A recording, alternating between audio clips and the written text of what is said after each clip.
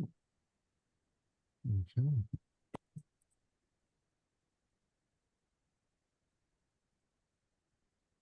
Hey, Kelly. You all right, Vince?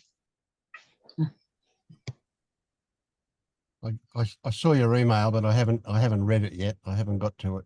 Well, Oh, no worries. No rush. It's just that thing you told me to send you anyway. yeah, I got that. Yeah.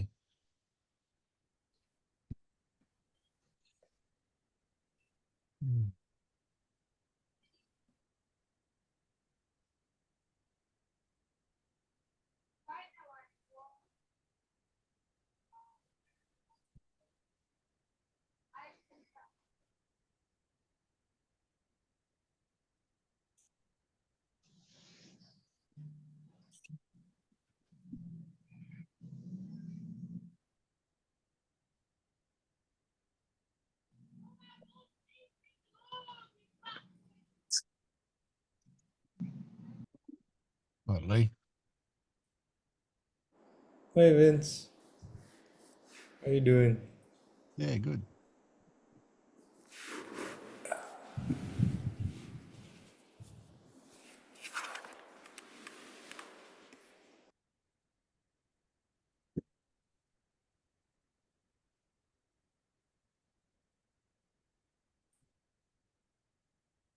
You know, the Australian government is just passing laws at the moment to ban the sale of vapes except from chemist shops. I Could always you have repeat that? Sorry? I always Could you? hang a guilt every time I pick it up. I'm like, oh, I should be doing this on a spiritual day. I don't have any opinion about it. Well, I kind of do, but I know, I have an opinion about it myself. So. yeah. Mhm. What was that, Vince? They're just passing legislation in the government at the moment to ban the sale of vapes other than from Ah, chemist shops, only from a chemist. Yeah. I think they haven't been enough, if I'm honest, enough. Like, I think more health issues will probably come out with them. I don't think they've done enough research on them. But Oh, then I'm no, still no. smoking. Yeah. Because years ago, like they said smoking was good for you. There was like advertising it as good. Yeah, that's right. You used to go to the doctor and he'd be smoking and he'd say, if you feel a bit nervous, start smoking. Yeah. Not for a long When time. You might be too young for that. you know, she was allowed to smoke in a bed. It's, ridiculous. Mm.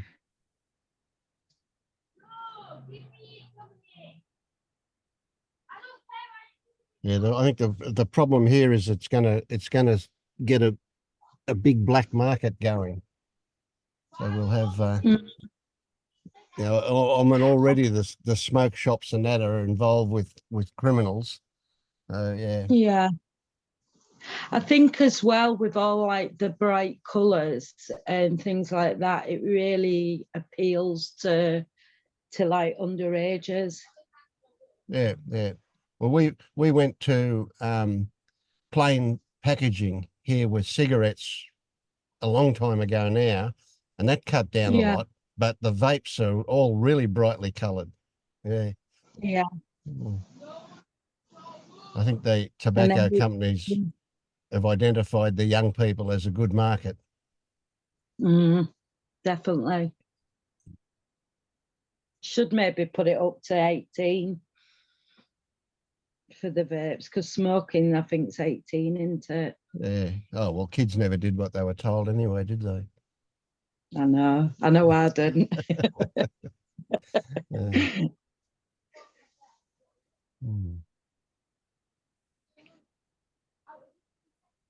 So, hey, traveling, Tyler, tell me how you're going with this stuff. Moving along well?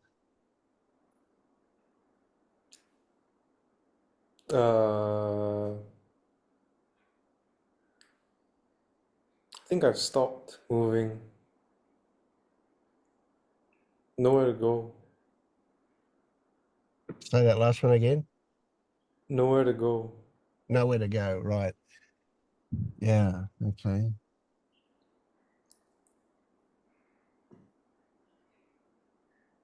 So what does it feel like being stopped? It doesn't feel like anything. Okay, you're not frustrated with it, No, I don't feel stopped. right? Good, good. I just don't feel like there's anywhere to go. Is there another way to say that seeking has dropped? Yeah, for sure. It Hmm. has. So if there's nowhere to go and seeking has dropped, then would it be accurate to say that you've arrived?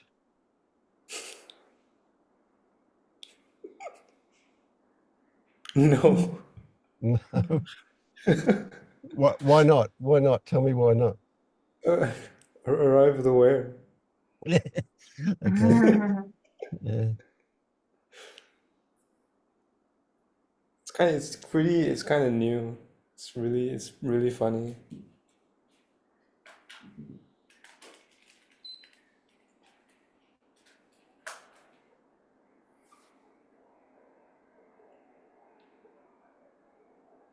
Yet you're here, so there's something. Maybe you're. Uh, would it Oh, be accurate? I'm here for fun tonight. Yeah, yeah, good. All right. Yeah. Yeah.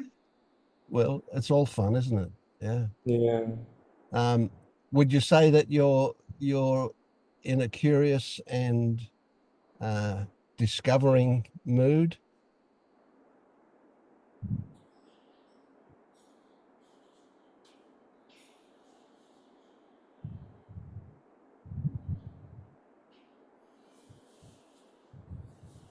Or would you say there's nothing to discover? Don't intellectualize. I want your feelings about it more than any conclusion your Yeah. mind might come to. Yeah. I've I have been curious, but like not about this. I mean, it's not like I have questions that I'm curious to know the answers of.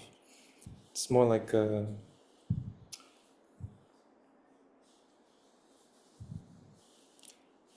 I guess it's not a curiosity at all.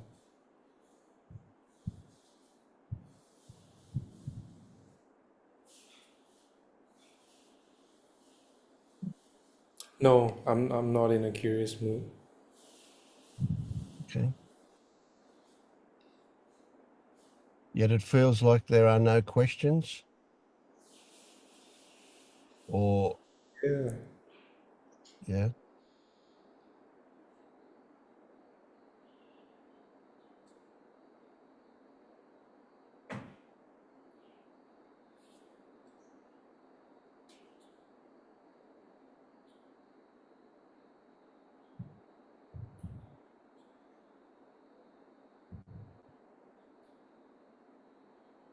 It's also really cool like how doubt can go away because if there's nothing to doubt, like doubt needs to have something to doubt. Yeah. Yeah, I don't even feel like I know anything. So there's nothing to doubt. Mm. Yeah, it's an odd one, isn't it? You know,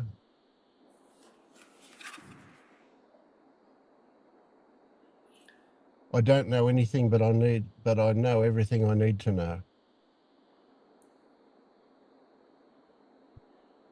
Or not that I know everything that I need to know. I don't need to know anything.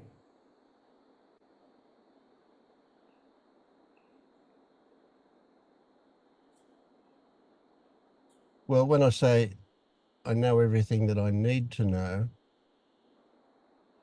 it's probably more appropriate to say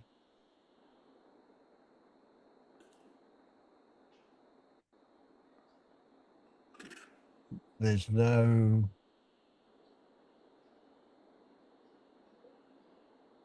there's nothing to know. Yeah. You can't know. Hmm.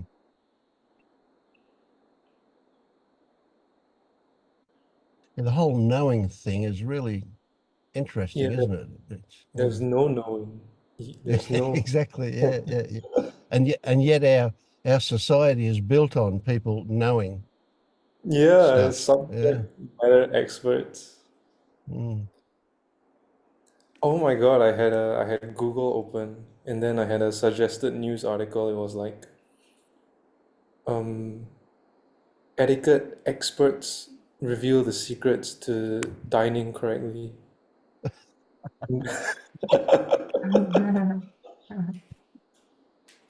Hmm.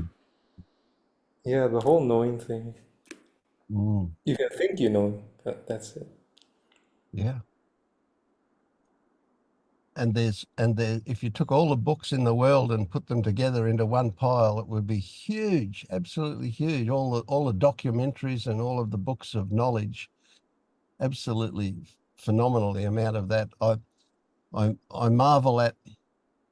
My wife and I often watch a program on TV called The Chase, which is just a, a quiz program, and they have these people who are experts. They seem to know about everything. They, no matter what the question is, they can answer it just about. A couple of them they don't, but most of them they do. Oh, Amazing the amount of stuff that's in their memory. is this like a Yes. trivia game show thing? Yeah, yeah, yeah, Wow. exactly. Yeah. And these people are they're basically making a living, these experts, off knowing totally useless stuff. Yeah. I guess we all make a living from knowing useless stuff.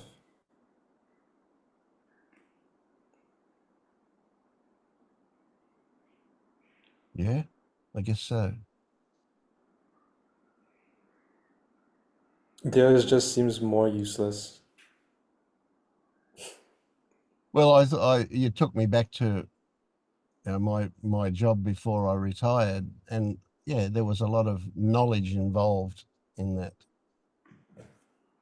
And even day-to-day stuff now, I get called on by friends to help them with their computers or whatever, and it's like, because I know stuff, but then I don't know stuff as well. So, yeah.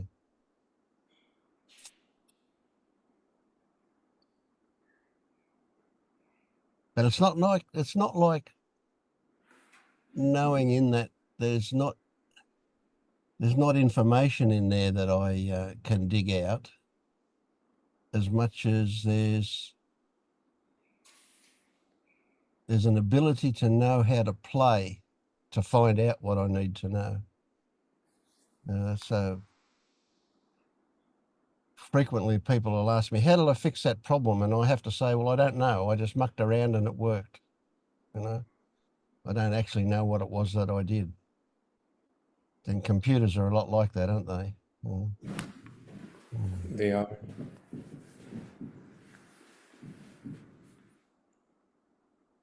So how do we do we classify some knowledge as useful and some knowledge as not? No, I don't think so. No. That's why it can't be, I mean, it can't be useless or useful Mm. because it's just, I mean, it's all relative. Like, to what cause? Mm.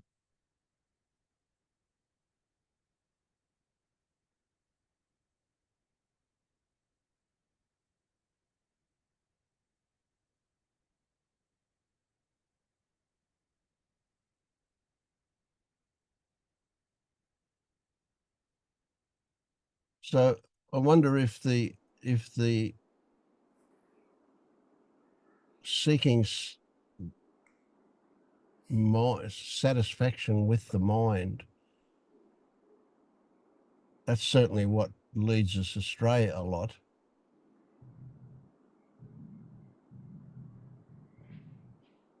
But, you know, yeah, we can't classify anything generally, can we? It always comes down to the detail. It'll always be relative to something else, Hmm. which is always either relative to something else again or just assumed.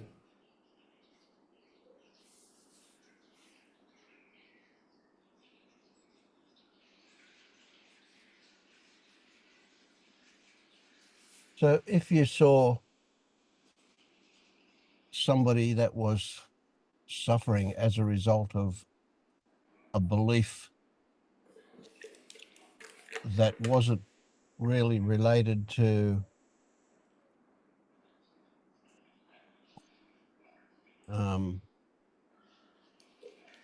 well, if you saw somebody that had a belief that resulted in them suffering, knowing that people don't really have a choice about what they believe, they certainly can't choose to just change their belief. How would you go about changing their experience for them, or I get what you contributing? mean. Sorry? Yeah, I get what you mean. You don't have to get the words right. Yeah, thank you. You can't get the words right. Yeah, right. Mm. I guess just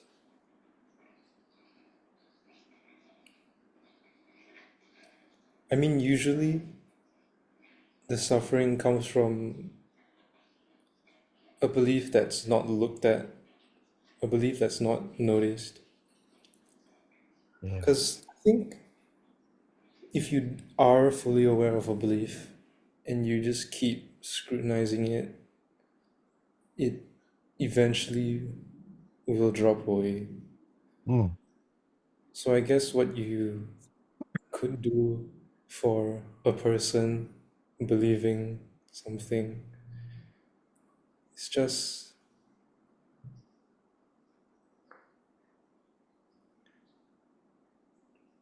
ask them a question that could lead them to that belief and could lead them to questioning that belief. Because at least in my experience, any belief that you question enough will fall away. Mm. Unless like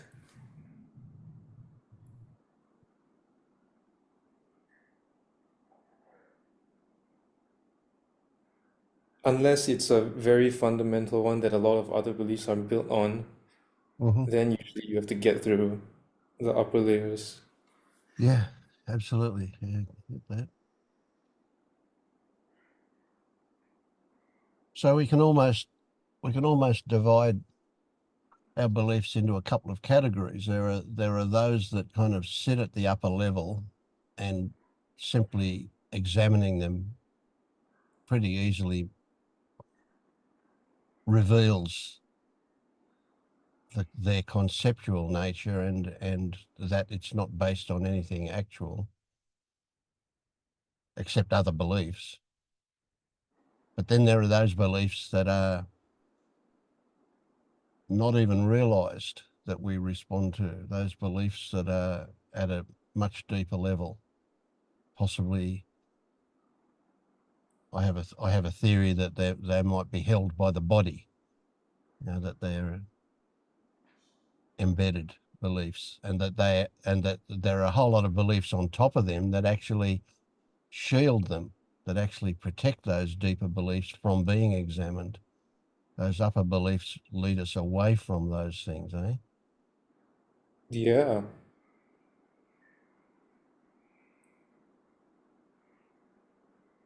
Because you can't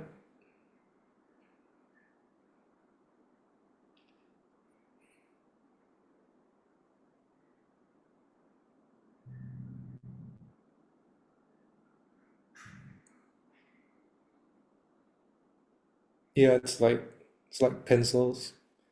Like it's easy to break one pencil. And I guess you could kind of look at it like,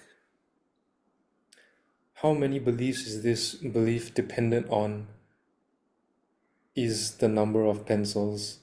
And when you look at a very surface one, it's just that one belief. You can break it by looking at it and you see it's conceptual. But I guess you look at a deep one and it's like, of course, even if you look at that, you won't see its conceptual nature, because if this is true and this is true and this is true, then how could this? You wouldn't even imagine that that could not be true. You would never even think to look at it. Mm.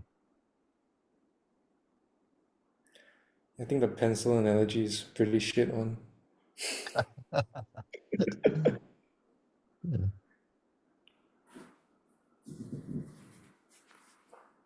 Mm. But yeah, it's crazy that you do get to the end of them. Like there is an end. Mhm. Yeah, I can't imagine an end. I can't imagine that there won't always be something there to come up.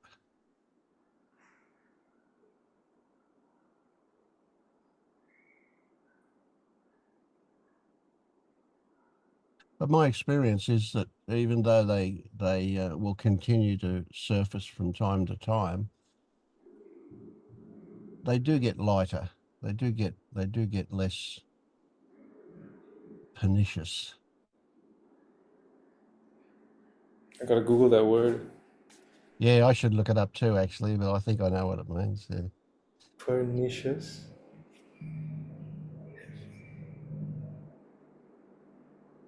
Yeah. Smart people words. Sorry, Oh, did you see it? What does it mean? yeah, yeah. It just means like harmful in like a subtle way. Mm. Yeah, and in my mind, it also is a persistent kind of thing as well. You know, it will continue while it can, as well as being harmful and undermining. Yeah. Mm. I did have something similar, I think, this week, because I've been working on the bodily experience. If I have some anxiety, it always works in the same way on the body. And then I just so it's usually about economic anxiety, and it goes to my stomach, and then it goes to my throat and chest space, where I have this like a hollow feeling. And it's been like that for mm, I think forever, for as long as I can remember. And then this week it just clicked. I sat with the feeling and I sat with the story. So when I sat with the feeling, the story just dissolved itself. But then the next day, when the same feeling came up, there was another story underneath attached to that feeling. So what you're saying is like similar. I finally got to reveal and dissolve the top, and then there must be. I'm curious to see what kind of stories can reveal themselves now.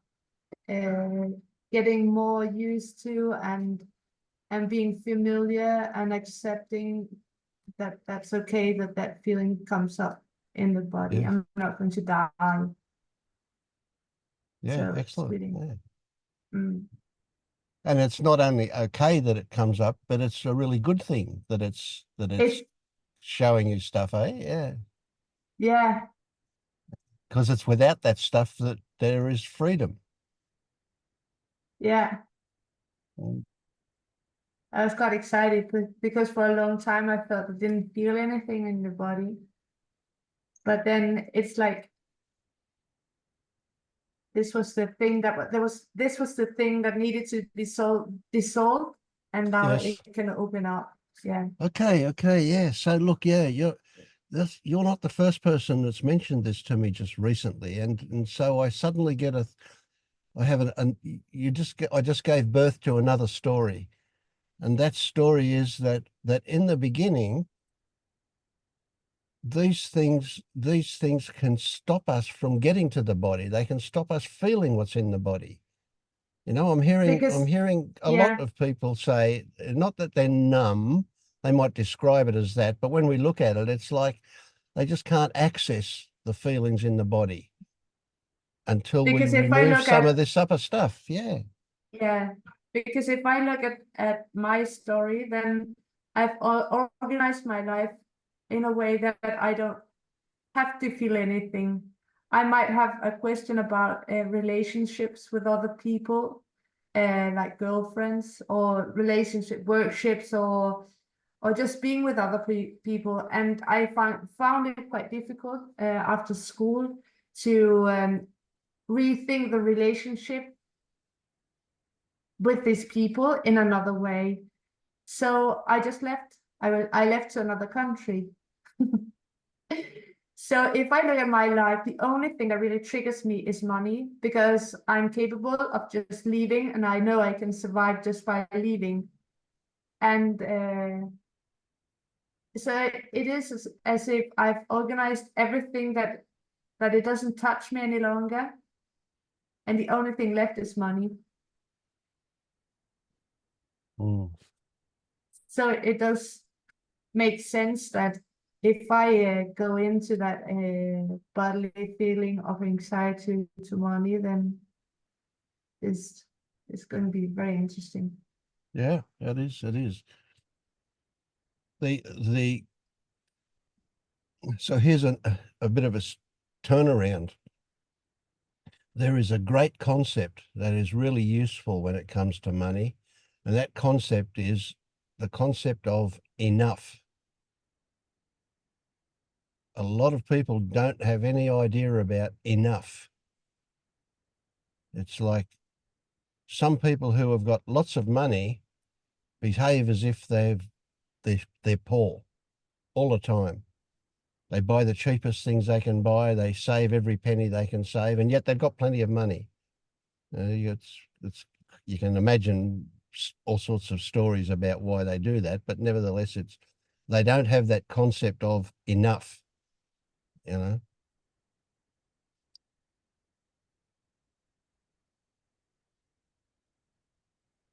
But I get curious about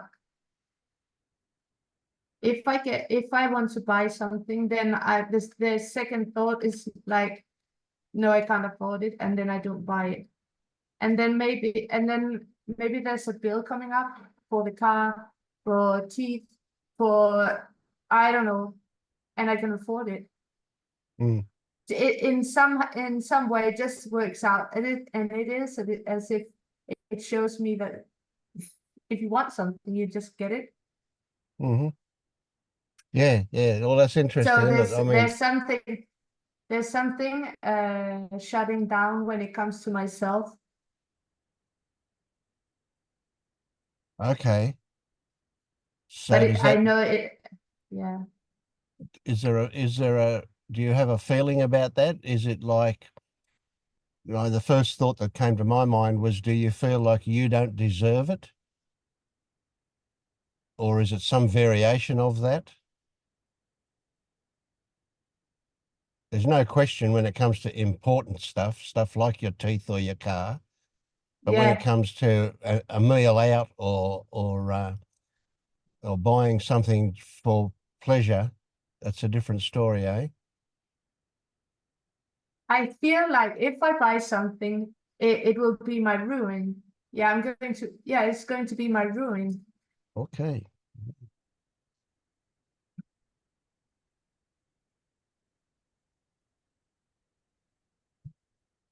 That's an interesting one. That's really interesting.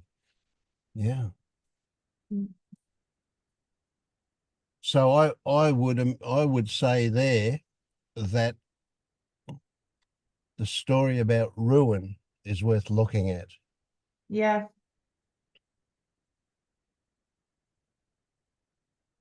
Because it could If mean a lot of different if things. I'm looking just at myself, then that's going to be my ruin, because I have put myself aside for a lifetime in my mind.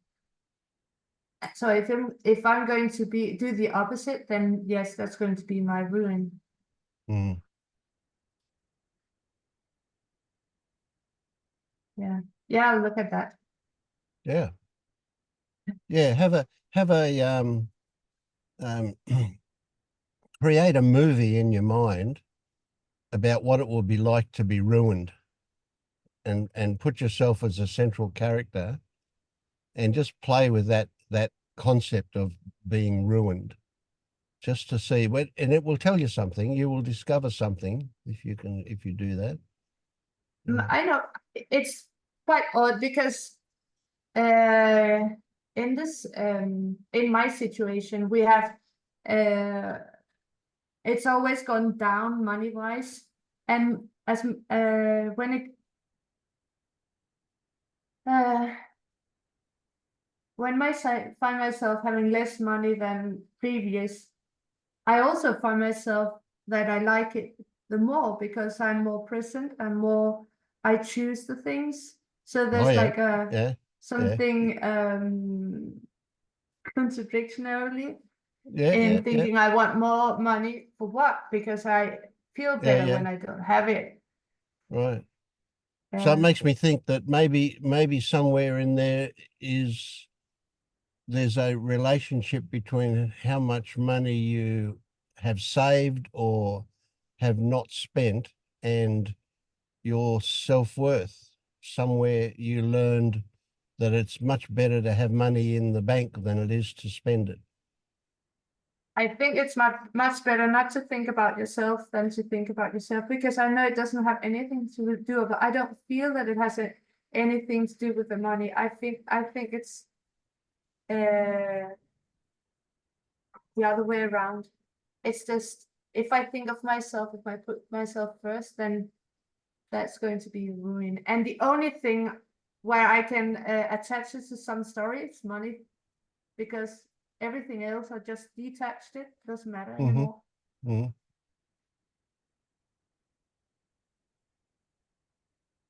Mm.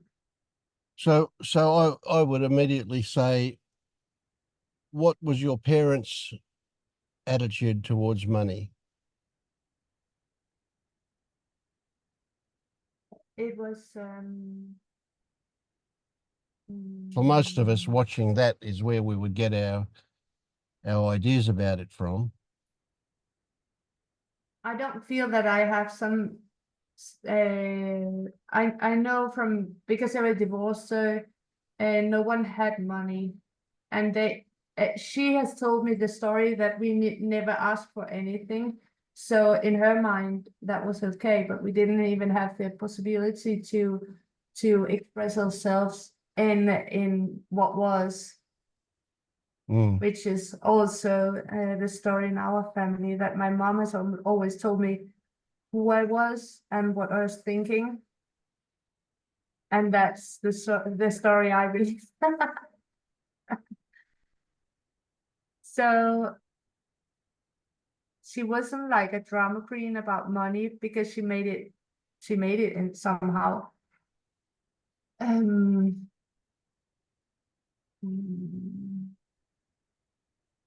and that's also why I think that it doesn't have anything to do about the money, but it just has something to do with,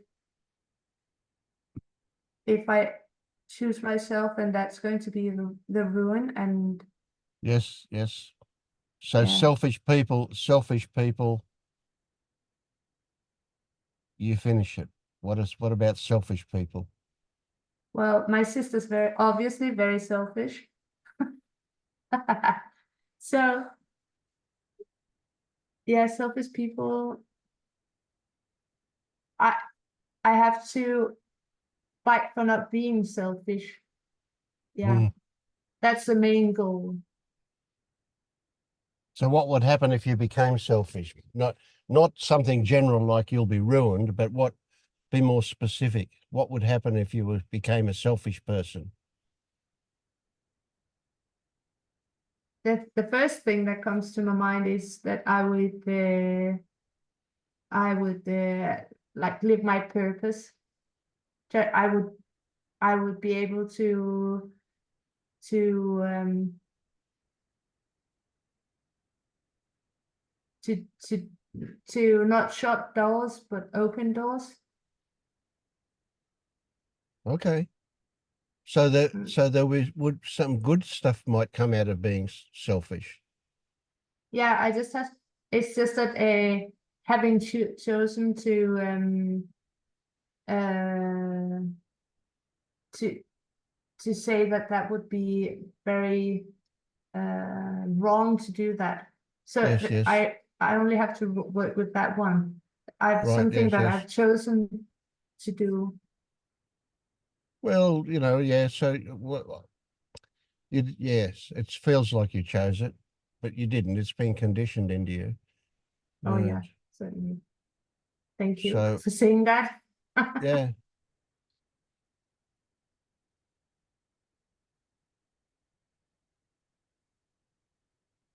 Mm.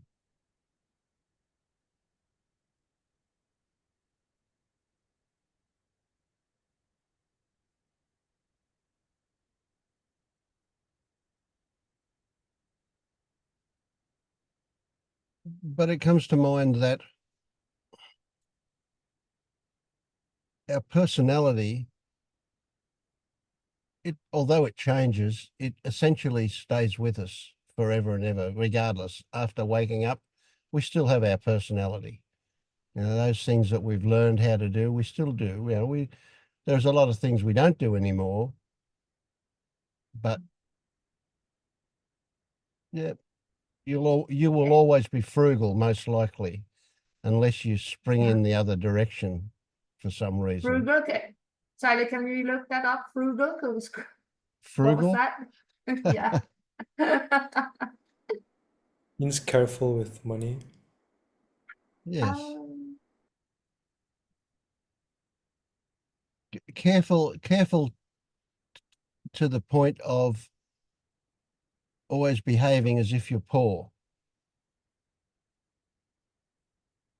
It is my experience as well.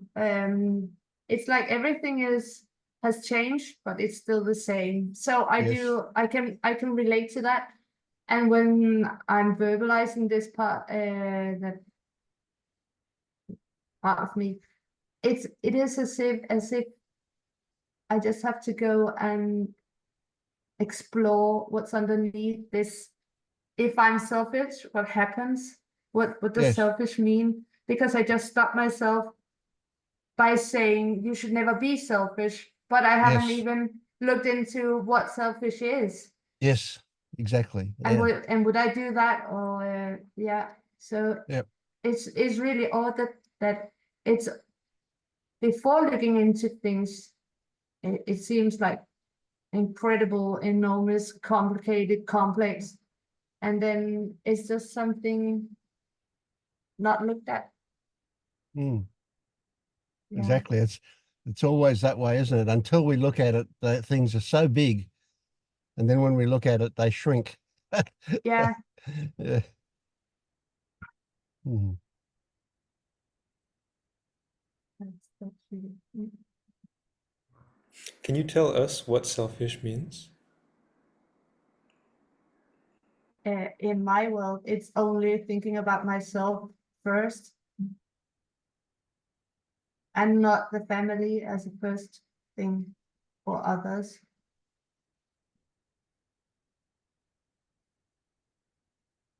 Mm. But isn't that what happens anyway? Yeah. So you are a selfish person. No, Vince, I'm not.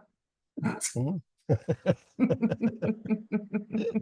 Don't say that. Don't you dare say that. Yeah, good. Yeah, that's some juice there, isn't there? Yeah. Okay. Yeah.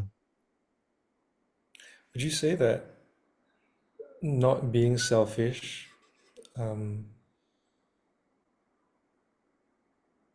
is to make yourself feel better about not being selfish? I, it it is definitely important that no one can say that I'm selfish. That's I think that's the main goal. And I can see that because I'm so much rage against my sister, which and her label is that she's very selfish. So I have to do everything to be the opposite. Yeah. So yes, that's the main goal.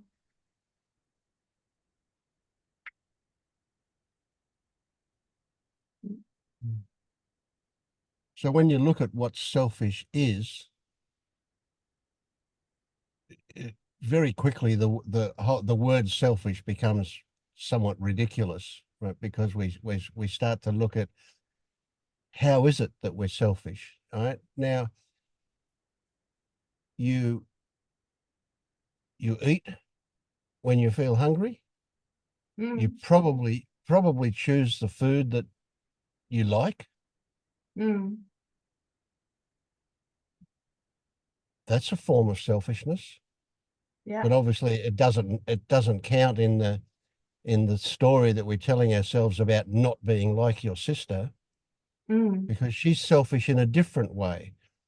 So when you get that fantasy going, you could invite your sister into it, and you could list all of the ways that she is selfish that are wrong, that are bad. Yeah. The judgments about it. See, because if you need to go to the toilet, you go to the toilet. If you need to drink, you drink. You know, that kind of selfishness is not bad, is it? That's okay. But there are certain kinds of selfishness that are not tolerable. We mustn't have it, yeah? See, so most of your daily life now, because you're not living with your family, there's not even the opportunity to put them before you. But do you intend with this new work or with my sister? No, I mean, how often do you see your sister? Never. Never. Yeah. And Like yeah. And you're so not living with. it's all old stories. Yes. Yeah. Yes. Yeah.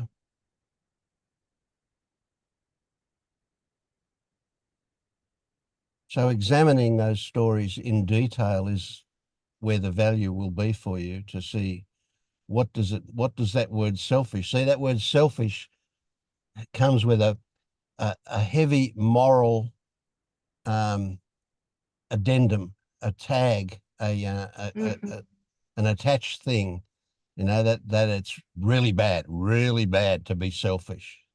Yeah. Yeah. And yet. And the strange thing is that whereas whereas I spend my money, she would just put them away and never use them, and maybe ask for other people to pay something. So I feed that story. So we do have something about money, both of us. And I can feed my story by looking at how she spends her money. Right. And so that's really the word greed comes to mind. Greedy. Yeah, she's that's a version of selfishness, isn't it? Yeah. So by extending the story, I can underline that she's selfish and greedy, and I should do the opposite. I should feel bad when I spend money on myself. Well, you should feel bad if you save your money and get somebody else to spend money on you. Yeah.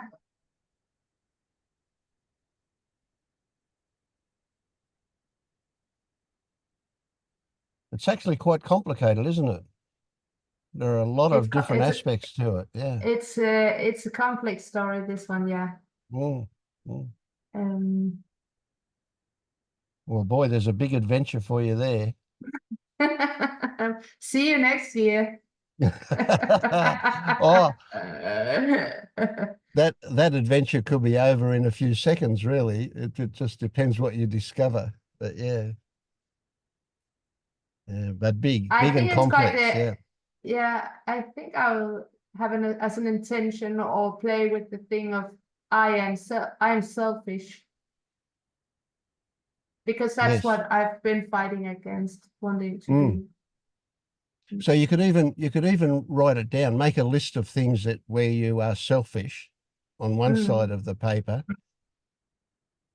and maybe do another list of how your sister is selfish, and just compare the two, and I'll bet you find that they're nothing alike. I was to say that they would be quite the same. I Would they? thought you were going to say I thought you were going to say that. Oh, okay. Ooh, you might discover that in some areas, maybe not, maybe. Who knows? Yeah. Mm. One of the things I expect you will find is that the whole thing is somewhat ridiculous. Because, you do what you do, and you don't really have a choice about that. That's just what happens. Yeah. So then having a judgment about it, oh, that's bad.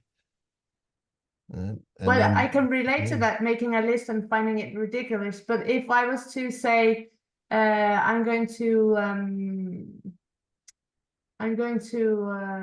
call the dentist and make an appointment tomorrow, then I would postpone it, because there's still something stuck there by Yes. doing it because I want to prevent something, and not just doing it because I know I need to do it. Okay. That's interesting. So you don't need to do preventative stuff. You only need to look at it after it's too late. I would go when my mind tells me now you have to go. Yeah. Yeah. So that's interesting that you say even to go to the dentist to prevent something from happening is you being selfish. Yeah. That's If I, if I, interesting. if I was to do it right away, if I was to pick up the phone, if the thought came in, I would like to go to the dentist, then I would like have it in my mind for a long time, and then eventually I would go. But it wouldn't be like I would like to go to the dentist, I'll call it and get an appointment. Okay. Okay. So making it go, thinking about it for a long time kind of makes it okay, but acting quickly and spontaneously It's not means okay. it's not okay. Yeah, that's because you're Yeah. selfish. Yeah, right. Okay. Whoa, well that kind of controls your life a bit, doesn't it? Yeah. Yeah. Because the second thing is I'm selfish, and I'm going to ruin the economics if I do something like that. Mm. Mm.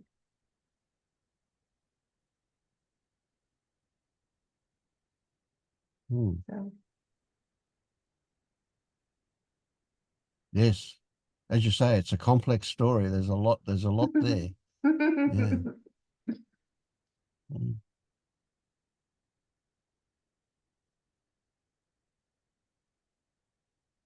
Hello, Irene.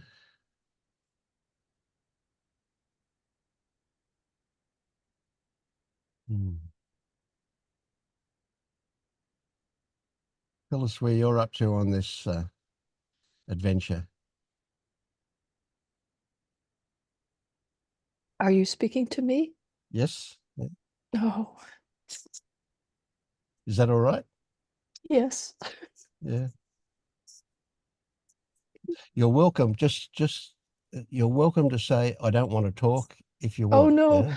Yeah. Thank you for the invitation Oh, to speak.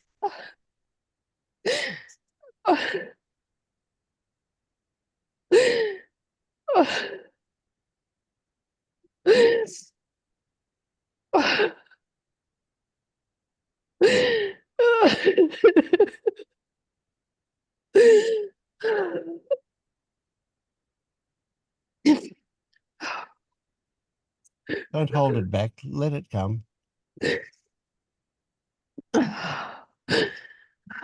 Mm.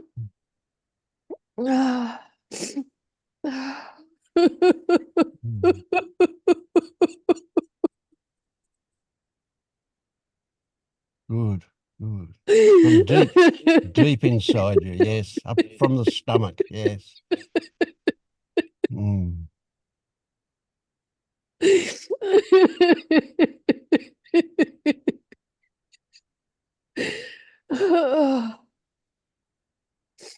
Oh. Oh,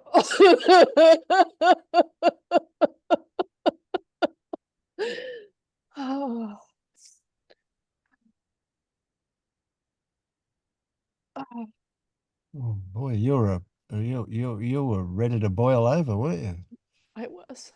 Yeah, I have good, been. good. Yeah. I want to I want to thank you for being such a safe space. You're very welcome. I Everybody knew here that. is the same, yeah. We're all non-judgmental and really inviting and open, and I just love that you can let that out. That's great. Yeah. Yeah. I'm dealing with just abandonment and the dissolution of my family since my brother died. My brother died on Saturday of the retreat. Oh, really? So very fresh, yes. You and I spoke just Mm. prior to that.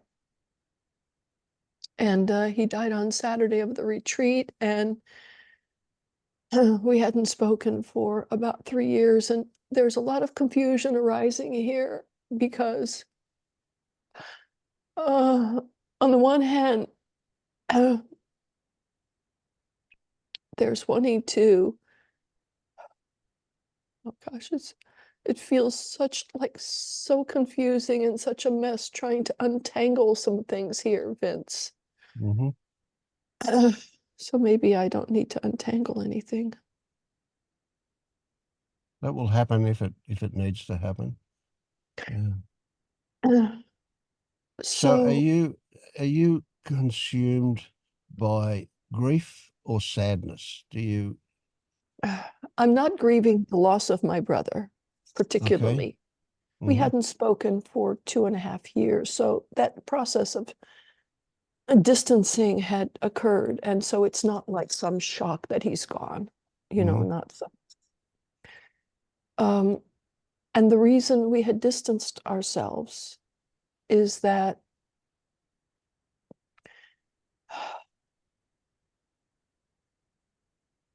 I had a pattern of feeling abandoned. And after COVID, the family was coming together, and my older brother didn't want to join us. He didn't want to come. And it ignited that feeling of not being recognized and feeling abandoned here. Mm. And we, and there was a pattern of not being recognized within the family that I was holding. And we agreed to meet with a facilitator. And the facilitator was his ex-wife, who's also a therapist.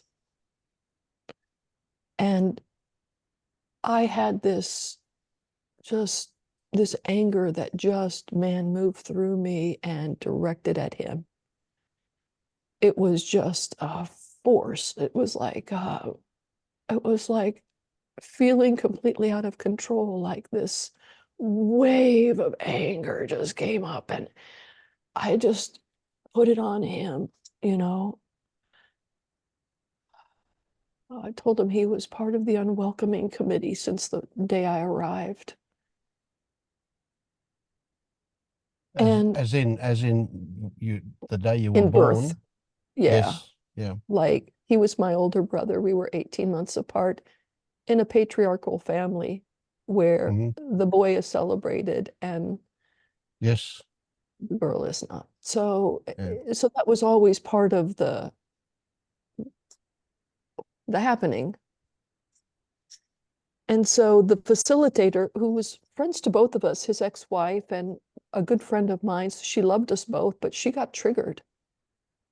She had a trigger when I started screaming, and she wasn't able to facilitate. She wasn't able to say, Yes. Irene, stop and feel the anger Yep. here. So she shut you down really because of her reaction, eh?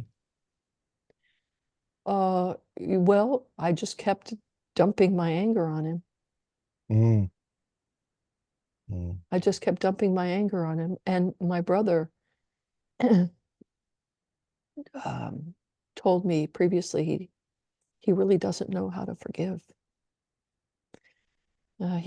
He was blaming me for 30 years for something that I did when we were in our 20s that I didn't remember. It was traumatic for him, but I didn't remember the event. And when I was 50, I said, Joe, you have to forgive me. And he said, I don't know how. He died of stomach cancer. And I do believe that Yes. I do believe that carrying all that stuff, he Yes. wasn't Yeah. able to unload it, contributed to his demise. Mm. So so I went back for the funeral, and it was in California. I'm on the East Coast, and I flew back, and I have two other brothers, and Steve, the brother who's 5 years younger than me, had called me at one point and said, I'm really angry at you. I'm really angry that you weren't able to work it out with Joe. Aren't you supposed to be enlightened? Yeah, I get that one. Yeah. And I said, thank you for telling me that you're angry. I appreciate your sharing that. And I know this is hard on the family. And it takes two in relationship. I have reached out several times to Joe, and he doesn't reach back. I sent a letter with my son, and he tore it up in front of my son after reading it. And it was just a letter of appreciation, of acknowledging him, of thanking him for the journey. It was in the last days of his life, and he just ripped it up. So there was no, I said to my brother Steve, what would you have me do if I'm reaching out to someone and they're not reaching back? I've apologized. What is it you would have me do? I think the enlightenment part might be something like being able to hear what you're saying and hear your anger, and to also recognize the limitations of my brother. He's not able to do that. I'm okay with that. I'm not holding any resentment. I'm okay. He's not able to do that. I don't know that I want to reconnect either. It's painful. And so I'm okay. And so I went for the burial. Just before you go there, did Steve hear you? He did, but it wasn't the last time he brought it up. Okay. So now I'm in Bakersfield, California, and it's the burial. I haven't seen anybody in the family for a couple of years, other than my son. And my brother Steve is at the hotel with me, and I go down for breakfast, and he says, I'm really angry at you. And I said, I hear you, Steve, I hear you. And he once again went through this anger, and he said, I'm going to take care of my younger brother, David, but as for you, you know, you're in the East Coast anyway. So Yeah. he just kind of waved his hand like, you're forgotten, Yeah, dismiss. Yep. dismissed. That's what hurt the most. Mm. That's what hurt the most. And they said, so you just toss me like that. That's what you have in mind. And it was.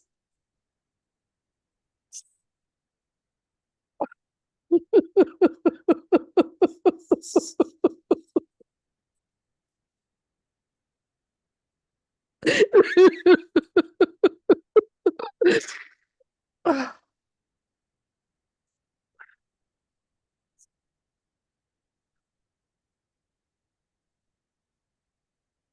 you And, do you notice do, do you notice that when you're crying like that you reach a point where you stop it? well, thanks for pointing that out. Kind of, but not really. Mm. You'll get another opportunity to look at it. I'm sure I'll have many. But so then we got in his car to go to the cemetery. And we arrived about 25 minutes before the burial was happening. And I got a text message from my son that he was back at my brother's house, at Joe's house, because there had been a miscommunication. And he thought somebody was going to come and pick him up, but it wasn't happening. And he said, I'm here at Joe's house. And so I turned to Steve and I said, we need to go pick up David. No, I don't know if I said we need to go pick up David or David's at Joe's house without a ride. And Steve got really, man, his anger was just off the charts. He said, oh, so now we have to go get your son. And I said, well, we can have him do an Uber. We can have him Uber. No, we have to go get your son. And then he pulled out a pipe to get high, because he had told me that he's getting high all the time. He said, I wake up at 3 a.m. and I smoke. And I said, what does it do for you? And he said, that's a good question. I don't know. And so he pulled out this pipe, and we're in a small car, and I rolled down the window. I said, I don't want to get high. I rolled down the window, and then we got to the house, and David was standing outside, and he got in the car and he said, I'm really sorry. And Steve said, oh, no problem. Oh, okay. Different one for you than for him. Yeah. No problem. Yeah. And then we get on the freeway and we're driving to the cemetery, and Steve takes a wrong turn and it puts us on a different freeway.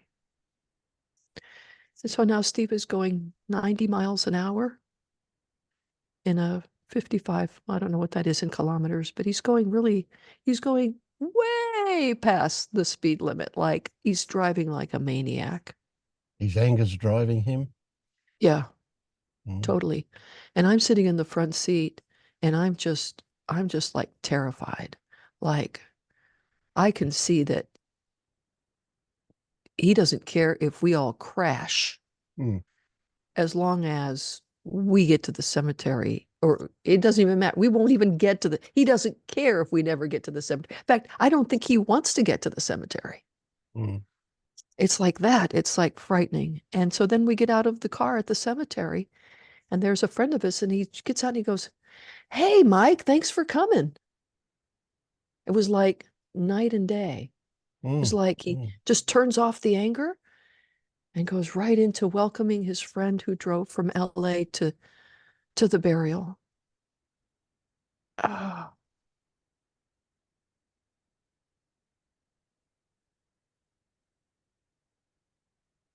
But you, I imagine you can see what's going on with him, but your reactions are not like you see it. Yes, I see what's going on with him.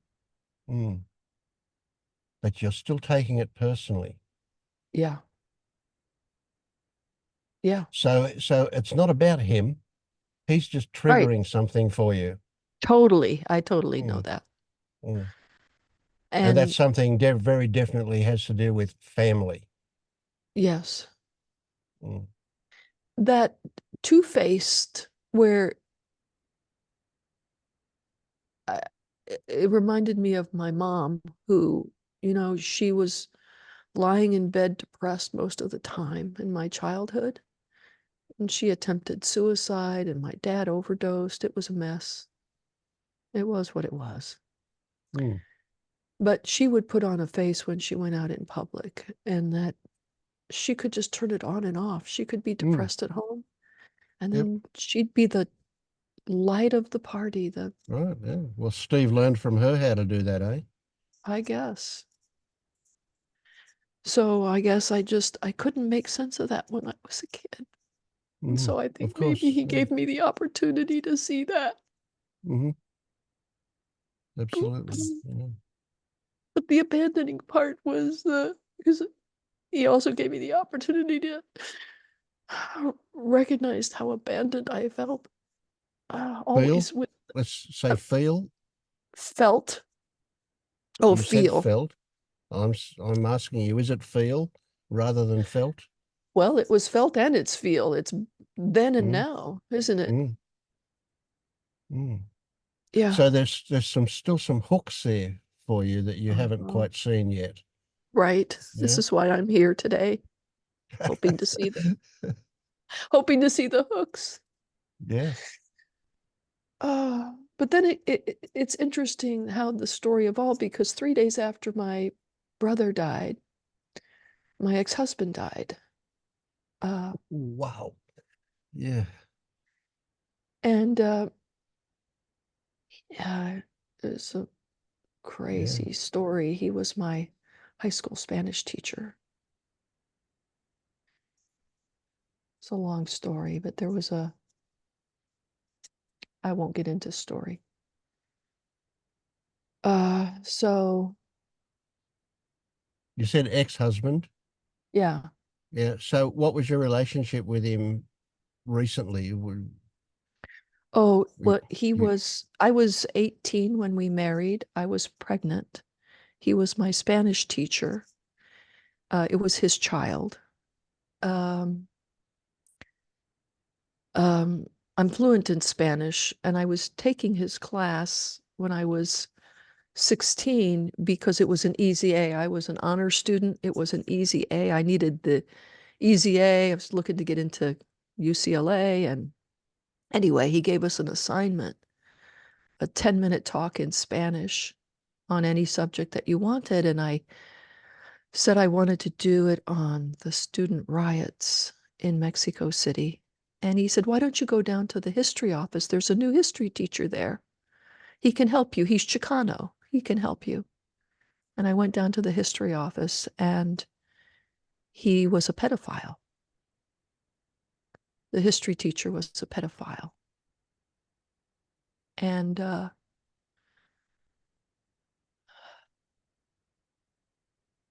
so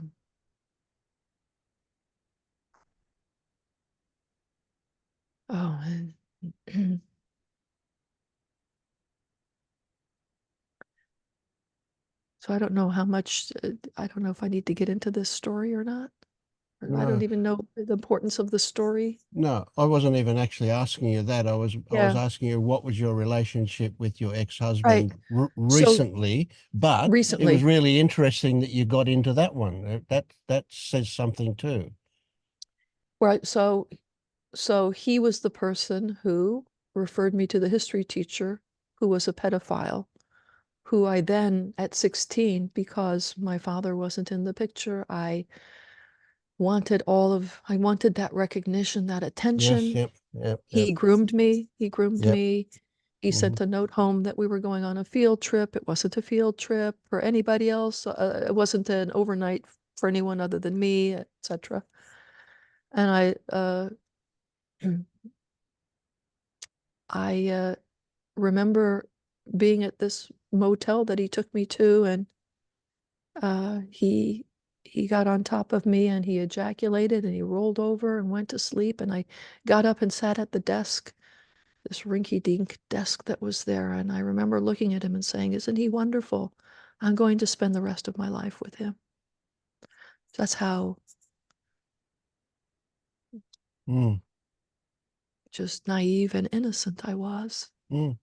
just wanting recognition and attention from somebody who could be like my dad. I originally wanted to introduce him to my mom. And in fact, the first time I met him, when he said, I can help you with your project, but I don't have time during the day, so come and see me after school. And then he took me to a coffee shop, and I pulled out a picture of my mother, and I said, because she was divorced, I said, isn't she beautiful? She's not married. Would you like to go out with her? And then when we drove back to the school, he turned, and before I got out of the car, he French kissed me.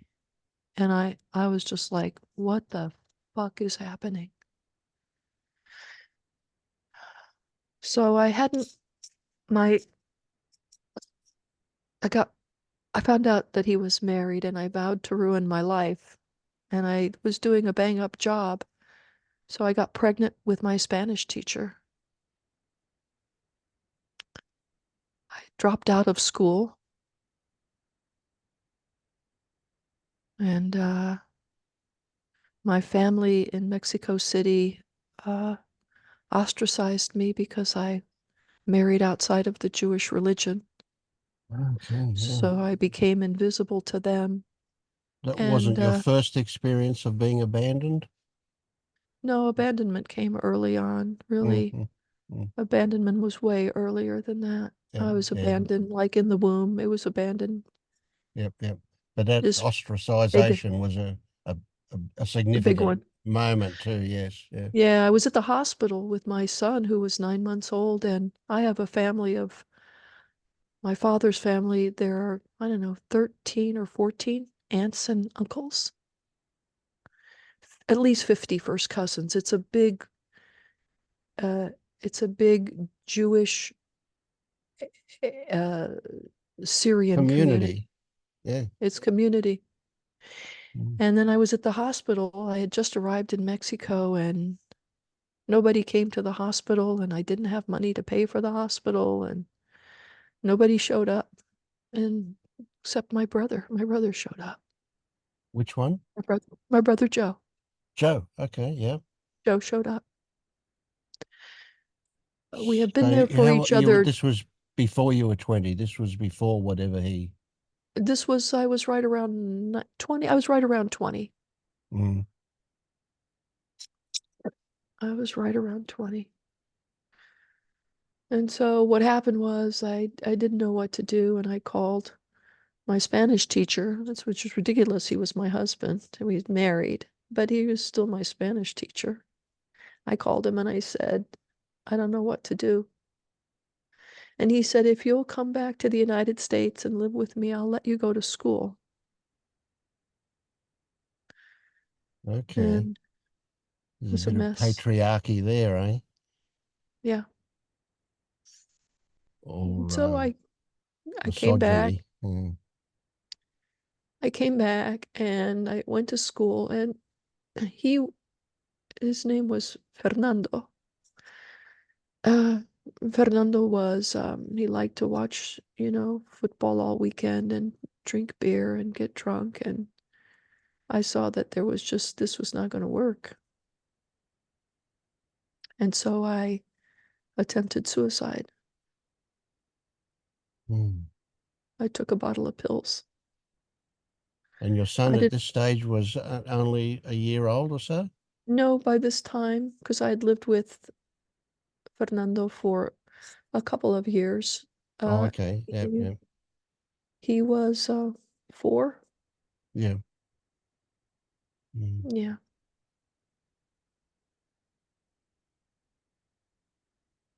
So repeated abandonments. And abandoning myself. There was, Mm. yeah, yeah.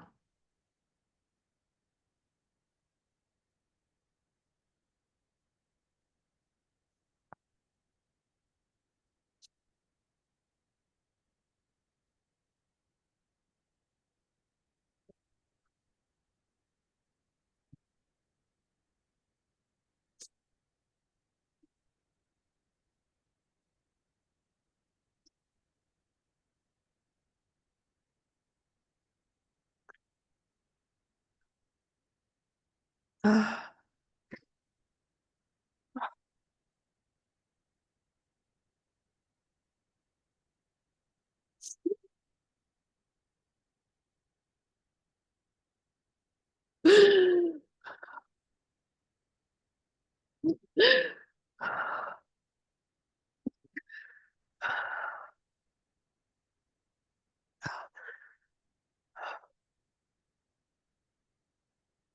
Where's the biggest sensation you're feeling now? What part of the body is it in? It's right here. Solar plexus area? Yeah, Yeah. yeah. Uh, And it's a contraction, no doubt. yeah. It just feels like a tightening. Mm-hmm. And then what's coming up is this image of my mother telling me that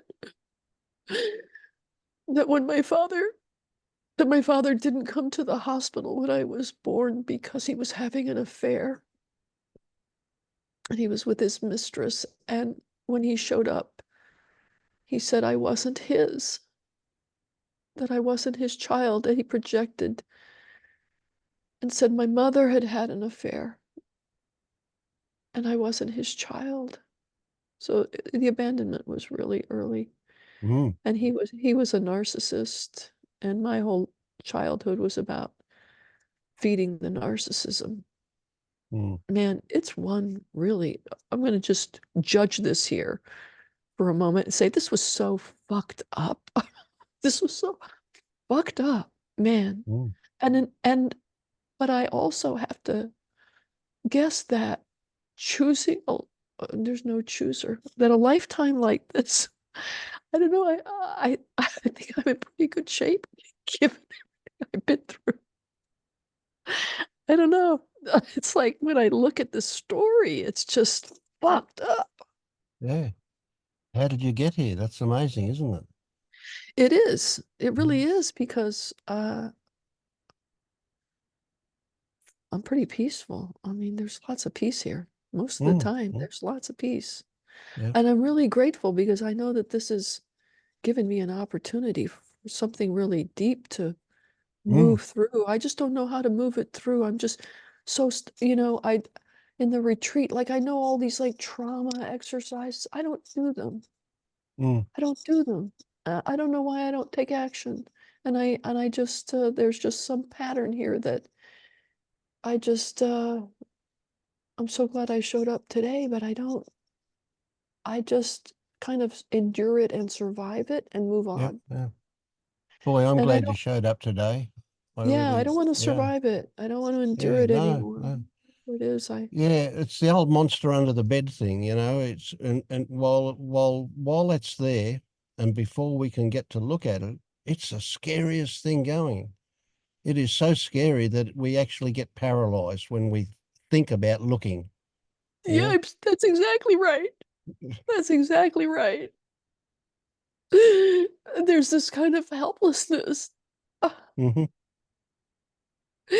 And I'm not used to feeling helpless because I'm the one that's always, Yeah, sure. yeah, so that Yeah. helplessness is not I'm sure it's not a pleasant feeling.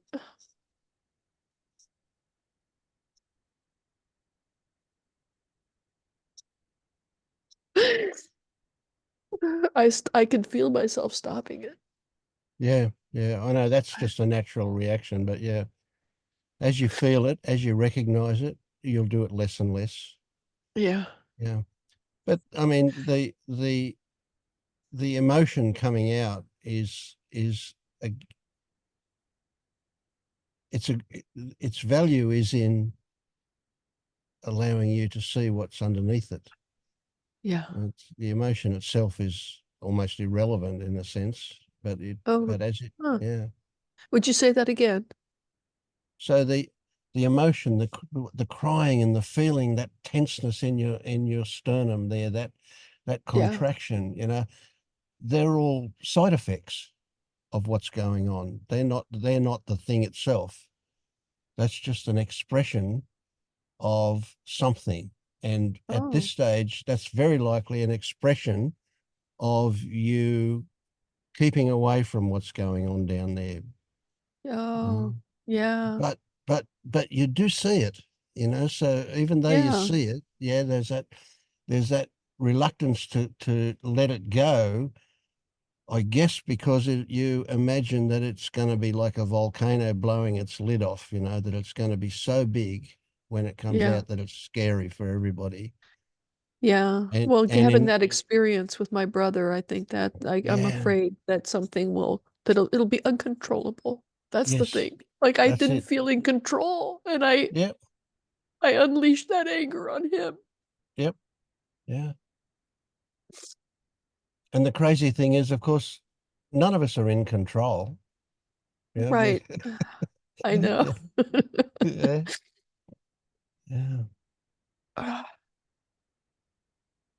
But that feeling out of control when that anger came through and his inability to forgive coupled, we Mm, couldn't we couldn't bridge the gap. yep, yep. Uh, That's also your inability to forgive. forgive myself. Forgive yourself, forgive him for not forgiving you. Forgive your dad, forgive your Spanish teacher, forgive all of those assholes in the world who have done the wrong thing by you. They all need forgiving.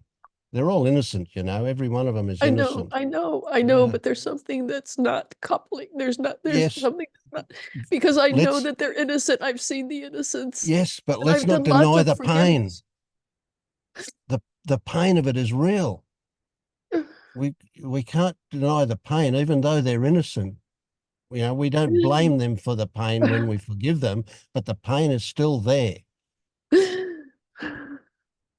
Okay. Here it is. Uh, but I want to feel it. I want to feel it so I can move through, but I'm Yeah, paralyzed to feel it. yeah, yeah. So that's a conundrum. Well, it's not. It's only a conundrum if you want to fix it. Oh, And trying to fix it is another good way to avoid it, right, right? The only way to right. fix it, the only way to fix it is to not run away from it. Yeah. No, now they're just words. That Feel it. Be dismiss with them. it. Yeah, Be yeah, present with it. yeah. But I don't And know how to be present with it if I'm paralyzed. yeah, well, that paralyzed is on top of it. It's another way of you not getting to it. Right? Okay. So the way to get to it is to be with the paralysis. But before that, we be with this knot in your sternum there. That contraction that is there, that's your way into it. That's your portal. Okay. What you're feeling in the Right. body, right? Right. Without I mean I I elicited from you a label, you know, that you Yeah. said tightness, if I remember rightly. Then I said contraction, but they're about labels, right? So what that is really indescribable. If you Yeah. get into what that I got feeling it. is, I yeah, got it. yeah. It's And so it's okay. that is your doorway in. Got it. But that doorway is only going to be into another room. And Okay. underneath the anger is going to be fear. And underneath fear will probably be terror. And underneath terror will be shame. And Okay. underneath that will be your birth experience or something. Okay. You know, there's just layers on layers on layers all the time. There's layers. Yeah. Okay. Well, maybe setting up a private session to really go into that would be appropriate. Sure. If you want. Yeah. Yeah. Yeah. I love working with you. I think, you know, I really love your openness. That's beautiful. Thank you. Mm. I really appreciate how safe you are, Vince. I appreciated in the support room when we met during the break, the retreat, the break. Yeah. And I also watched a couple of recordings of you, and there's such I see in you my own potential, the potential for being nothing but empathy and compassion. Well, thank you for that fantasy about me.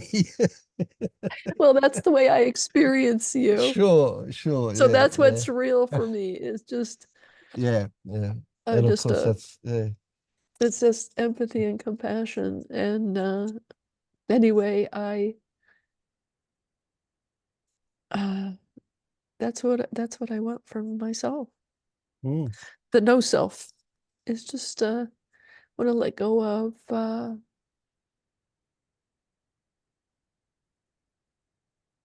the fear of going deeper mm, and really feeling the pain and the shame and all of that that's there. And I think I just need a little help with it. I think if I had a little facilitation, I think I could get there. And mm. I'm quite willing. Great. And look, what's already happened tonight will change things. I say Yeah. tonight, may not be night where you are, but yeah, No, it's morning. yeah. Yeah. But yeah, Yeah. that every expression is a bit closer to what's going on. Yeah. And because you're so open and willing to look at what's going on, and you've already done so much of the work yourself, right? There's not really much for me to do. Yeah. I feel like I've spent decades, I had an awakening when I was 24, Wow. but the embodiment has been 50 plus years now. Mm, The embodiment, because of all the trauma and the working and the forgiving and I mean, there's been so much work happening here for so long, and now it feels like I'm getting to more of the felt sense and the awakening really embodying the physical form. And right. Yeah. yeah, there's not a lot that that that triggers me, but there's not much that triggers me, but boy, this family thing and all of this just Yeah. big time. And I'm like I say, I'm grateful for it because I know that it's leading me where I need to go. Absolutely. Yeah. And it's easy to avoid being triggered. We can just adopt Oh some yeah, of the old denial or suppression or whatever and not feel it. So the mere fact is, like it was interesting. I was 65 when I woke up, and I went, wouldn't it have been great to wake up when I was 18 or 20 or something early like that? And then I realized, all the shit I went through in my life was absolutely necessary for when it yeah, happened. yeah, yeah. So we got to thank that stuff, as painful as it is. Yes, We've got to thank it. Yeah. absolutely, Mm, absolutely. Yeah. No, there's nothing that you could leave out. That it has to it's all perfect, just exactly as it unfolds, isn't it? It just is as yeah. it is. Yeah. It So just what's is happened as for it is. you? I imagine my fantasy, my story about you is that conditions have just lined up to say, well, now's the time to do this. Yeah. That's precisely so. Yeah. Mm. So I operate close to tears a lot of the time, and I am now. How are you going to feel if I start crying? Oh, I'm gonna love it. Good on you. Good on you. I'm Excellent. gonna love Yeah. it. Yeah. Mm. Yeah. Oh boy, I'm so glad to meet you. Yeah. I'm so glad too.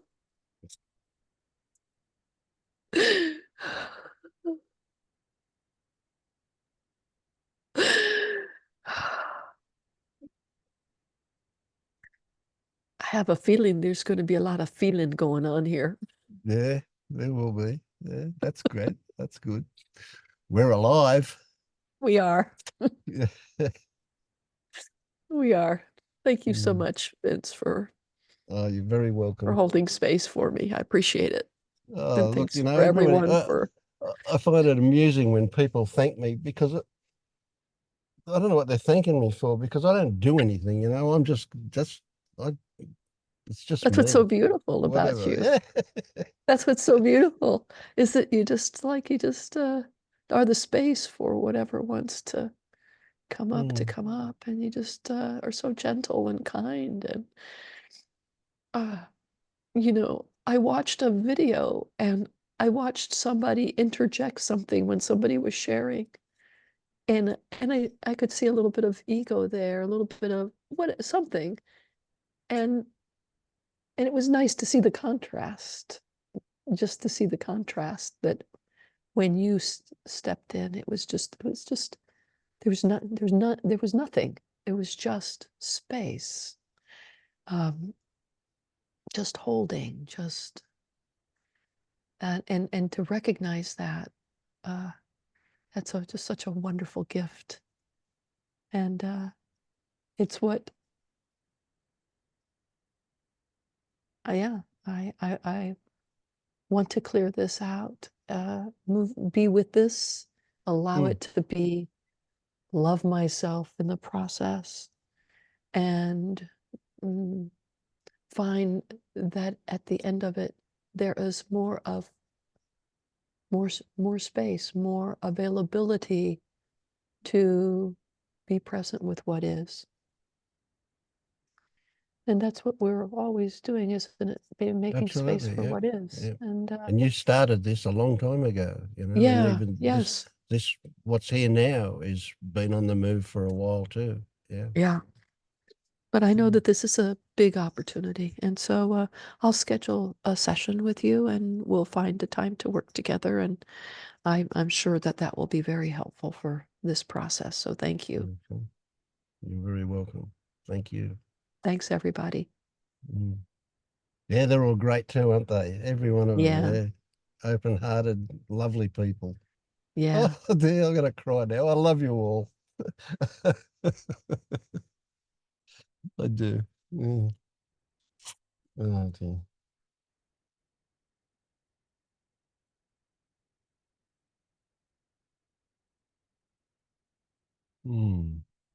How about you, Leonard? How's life been for you in the last little while?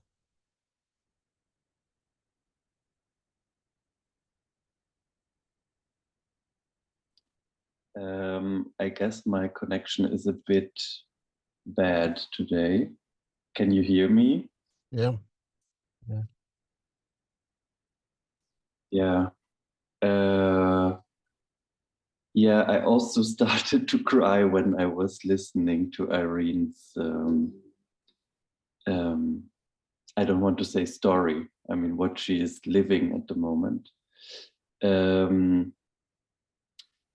Yeah, in general, I mean, last time I spoke to all of you, I was with this strange bodily sensation, Yeah. and like somehow I would say it culminated last week or this week Okay. actually, and it kind of went to my forehead, got stuck here. That's how I would describe it, but actually it yeah, I don't really know. Maybe this is also a story or an interpretation, but I think, yeah, like 3 years ago, I quit drinking and taking drugs and everything, and I never went to any group. I never, yeah, I just did everything alone.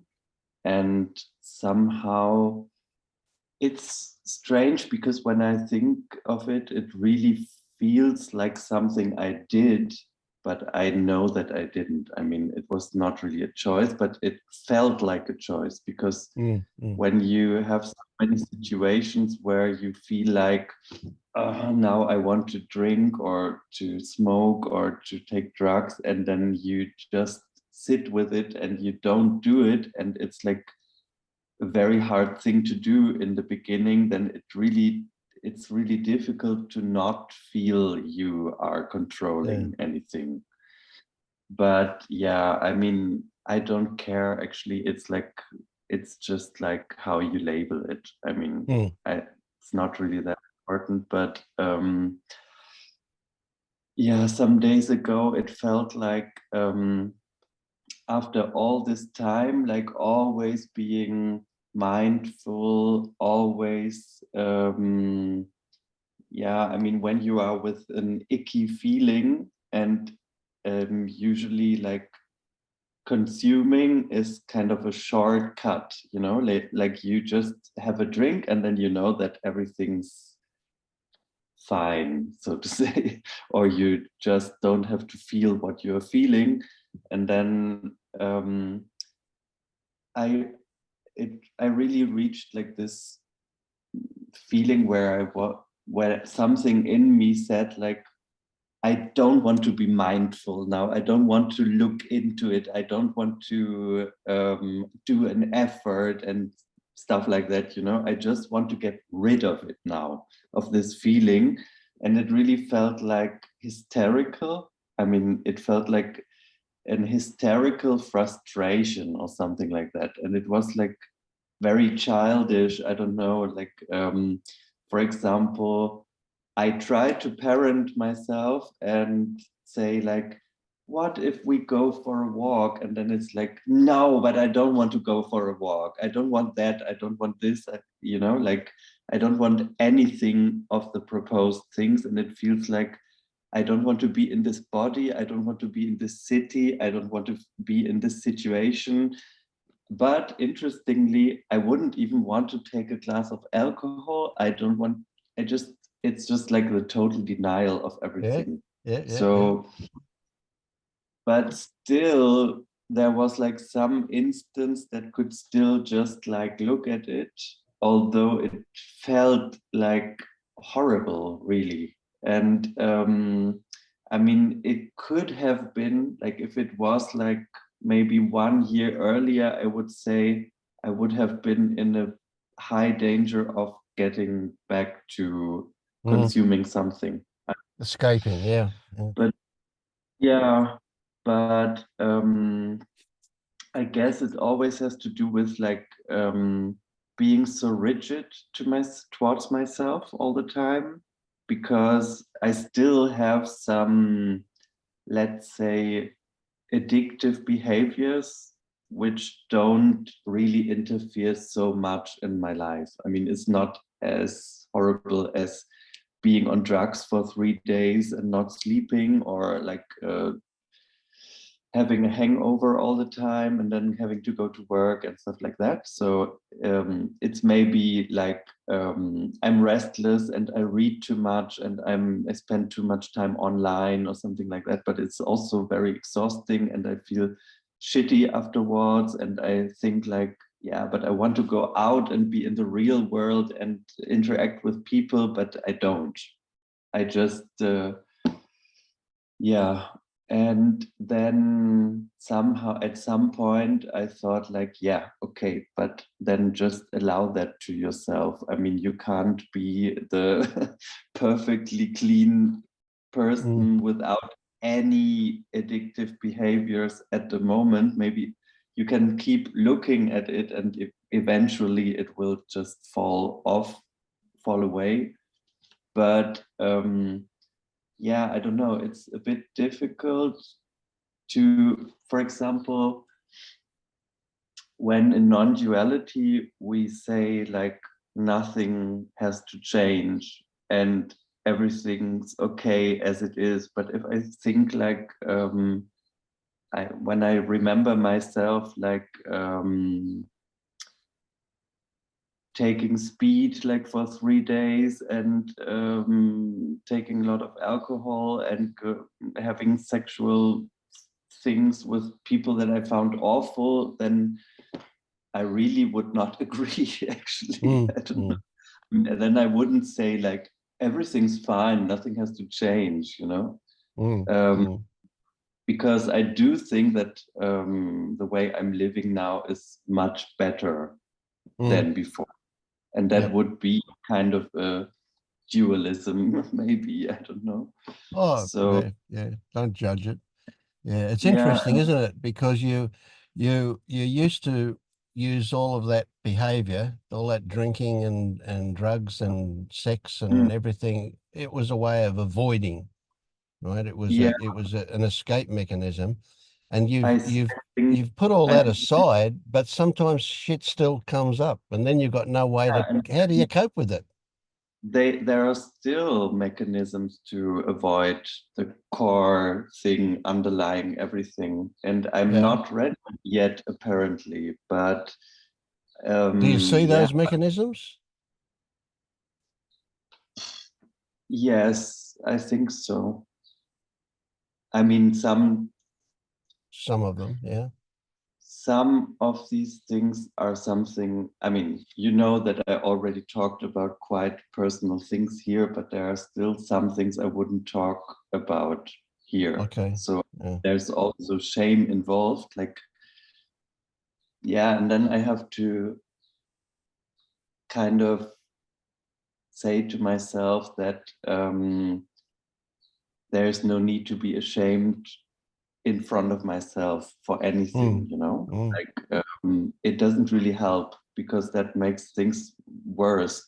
And then maybe there is sometimes like this, a bit of this self-image, like, yeah, but that means you're not awakened. Yeah, that old one, yeah. That And comes up yeah, all the but time. Yeah. I can see it. I mean, I can see that. And then it's really like, also, I don't really care if I'm awakened or not, because even if I wasn't, it would still like be, how to say, I mean, like the needle of my compass is already in this direction and I can't change it anything. I mean, anyway. I could not stop the direction is not the correct word. I get what you mean now. Yeah. You're right. I don't choose it. I mean, I can't imagine, like, I could say, okay, I'm fed up and I won't attend these online meetings anymore, but that wouldn't change anything. Yeah. You know, I always found you really open and willing to talk about anything. And I'm surprised when you say that you've still got things there that you feel ashamed about.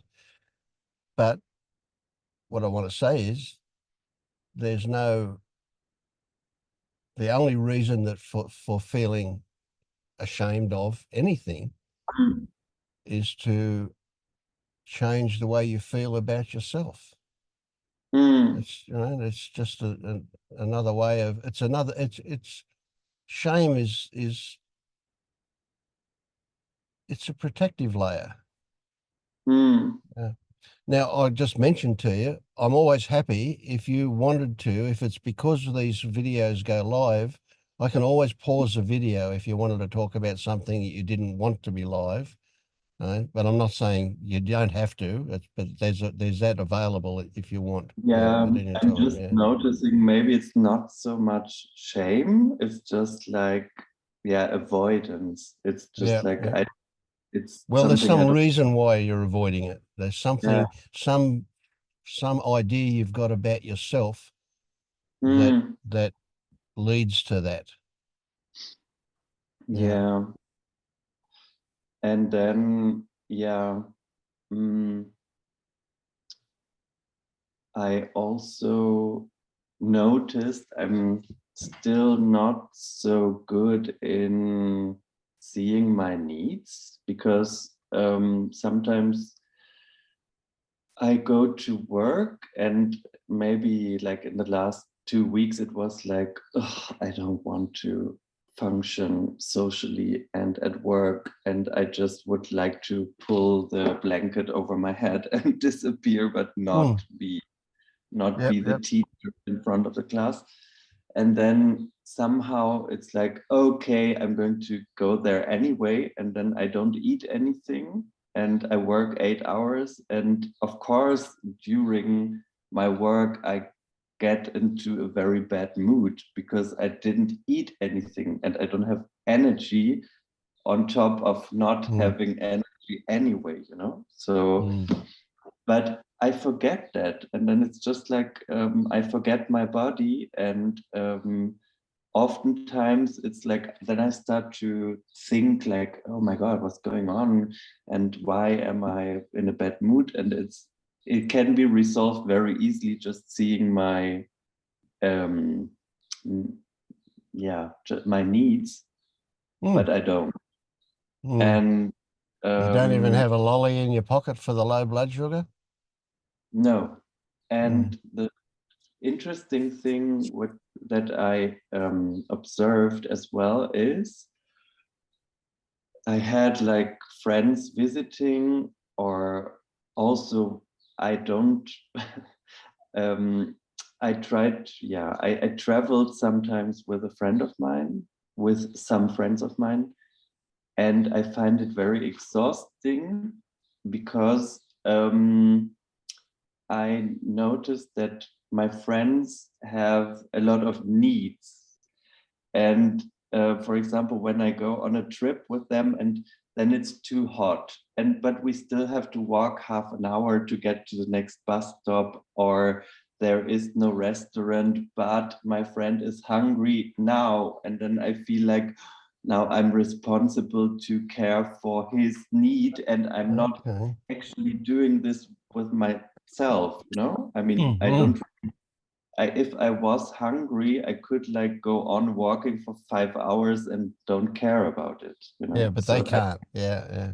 I don't know why, but I really can like deny my needs for quite a while. I mean, it's not only bad, but it's like I see that there is something mirroring, you know, like I find it like super annoying when my friends They can't deny their needs. Yeah. they can't wait for like 5 minutes or something, and then they push their bad mood onto me, and I'm like, how can they do that, you know? And yeah, that's something I noticed as well. So it's for me, I think it's still difficult to see what are my needs, or just to think of having a glass of water when I work for 8 hours, you know, in between.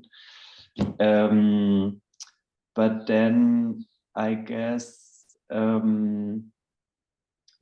somehow, the thing that I'm ashamed of a bit, and I know that it sounds ridiculous, but actually, I spend most of my time alone, but I'm longing for being close to someone, but not just like to someone with whom I talk blah blah, you know? That's not. Yeah. So a real connection. Yeah, a real connection. And then I think I suppressed this need so much that at the moment it's like coming out, but that makes me like very vulnerable. And then I had this I got to know this guy, and then it didn't really work out, and I was kind of, at least I was honest to myself to see that it really made me sad, and it really had impact on me. I don't know, and it was also okay to see that, but I think what I'm a bit, I don't know if ashamed of, but I don't want to be like this. It's like to be super needy, you know? yes. Like, like to have this feeling of being dependent on being in contact or being close to somebody. Something within me just doesn't want to accept it. I don't want to. Yes. I don't want I that. get it. Yeah. And if then, you got it, if you found somebody that you could have a connection with, then the next thing is you worry about losing it. Yes. And the other thing is, I was thinking about it a bit like,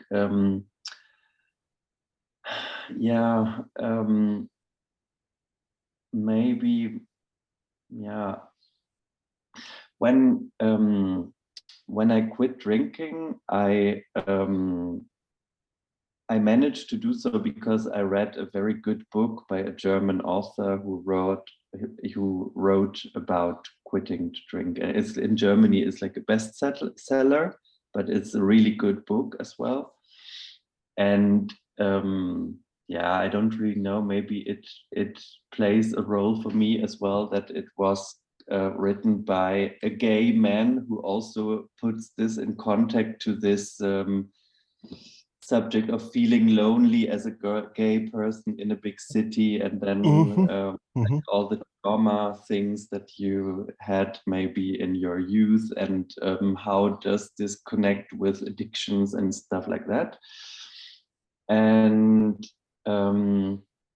one thing that I could really see that it happened to me as well was that when I was a student, I would only hang around with people who would go to parties and who would consume drugs and alcohol, because other people would be like too boring for me. And also, I think by drinking or taking drugs, like you don't have this those natural stages of slowly getting to know someone and opening up, but it's like suddenly, you know, suddenly you are, I mean, you take an ecstasy and you are on a sofa lying next to somebody talking about your life and your feelings and stuff like that. Yeah. And so I feel uncomfortable also still, I mean, in situations when I'm sober with people I don't know, and I don't really know how to establish this feeling close to someone, or like to feel, yeah, like to be relaxed in the situation. I think I'm already better at doing it, but and then I would say at some point in this addiction, I started to not even feel good with people anymore, that I started to prefer to get drunk alone at home, or take drugs alone at home, you know, because anybody else would not really, I would not really be interested in anybody anymore. Or the same thing, I think, with, I would only see a purpose in like meeting someone if there was a very strong emotion, like when you are stoned with somebody or when you have sex with somebody.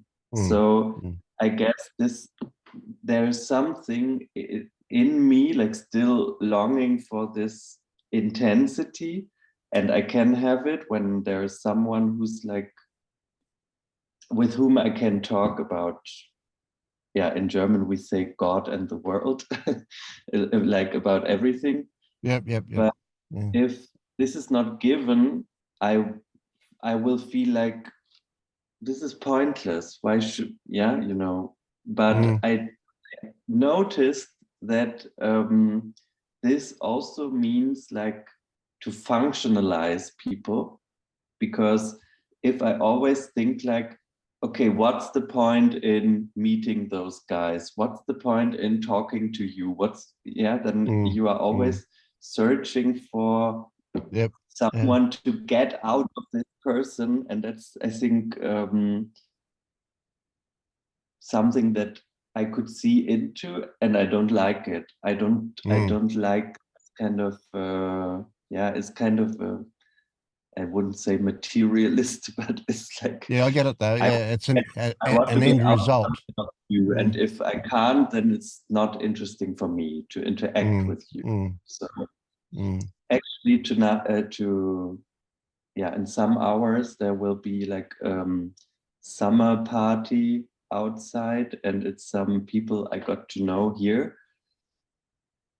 and I like them, but it's not that I can connect to them like totally. And then I start to think like, but is it really worth it to go there? And, you know, and today I really decided to go there and see what it's like, because if there's always this calculation before, like, well, I mean, to go there will cost me this energy and I will get back that, and it's not like, Yeah, yeah. so what you mean by functional? Yes. Yeah. Yeah. Mhm. Yeah. So yeah, I find people endlessly fascinating, you know, so you can put me with the person who's got views that are not like mine at all, and I can entertain myself by simply asking them questions. Now, not that I'm doing it, but I find it interesting. I find, you know, really, but see, when I ask people questions, I'm not asking about the weather, you know, I'm asking about them. So, you know, it's real stuff that they're going to be telling me about, and it's just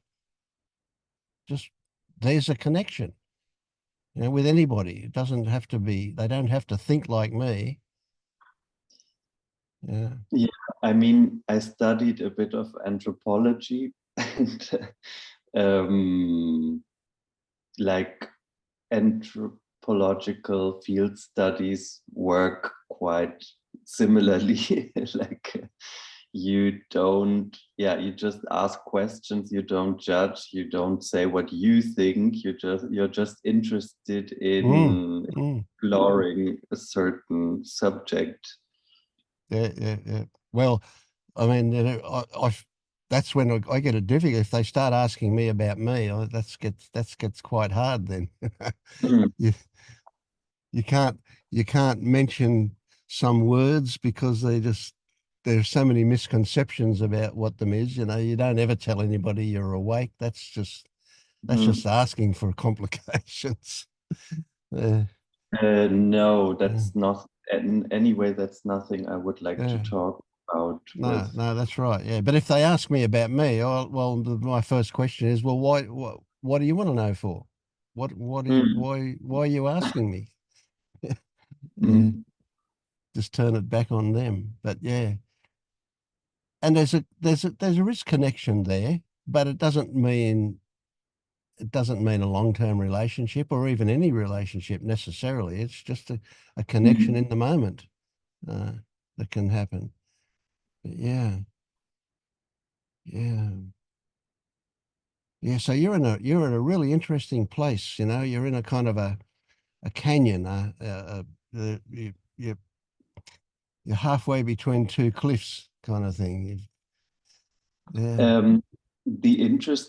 I forgot to say this, the interesting thing was that when I had this day, I mean, it was not like a whole day, it was just like maybe 6 hours, let's say. But I didn't avoid this feeling, or anyway, I would not have known what to do. So I was basically paralyzed somehow. And then at some point, I managed to tell myself, okay, go to the lake and have a swim in the water. And then again, it was like washed off, but it didn't really come back. And I mean, I was with this weird physical sensation like for 2 weeks or so. And then I felt really that was the culmination, but then it was also gone. So I feel much lighter now. I feel. Yep. I remember you telling me about that swim, and when you told me before, there was something special about the cold, the temperature of the water did something for you. I remember that changed your body's whatever was going on in your body. Yeah.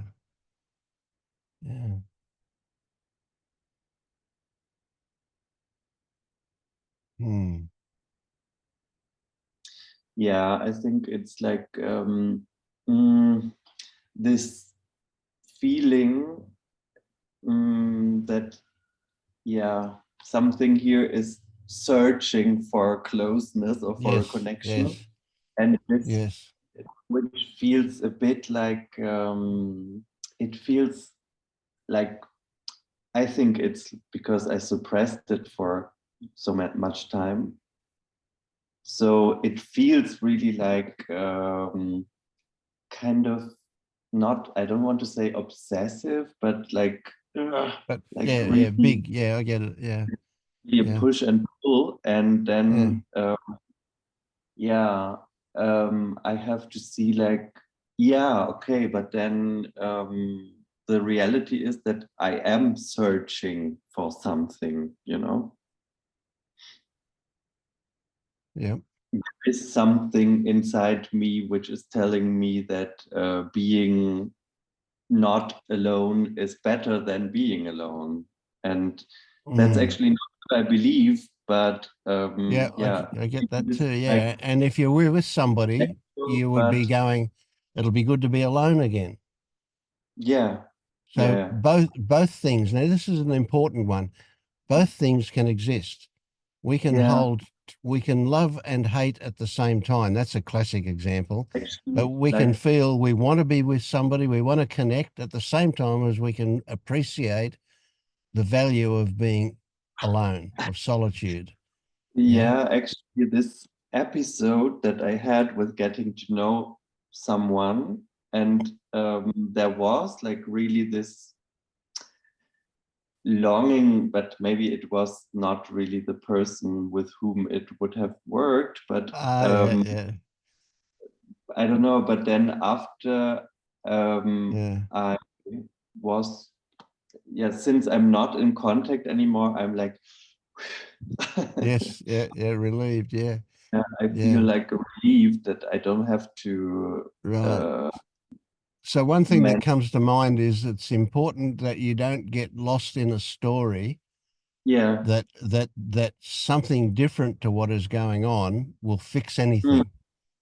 No, Because but if you it's, got that something different, then you'd be going to be wanting this again.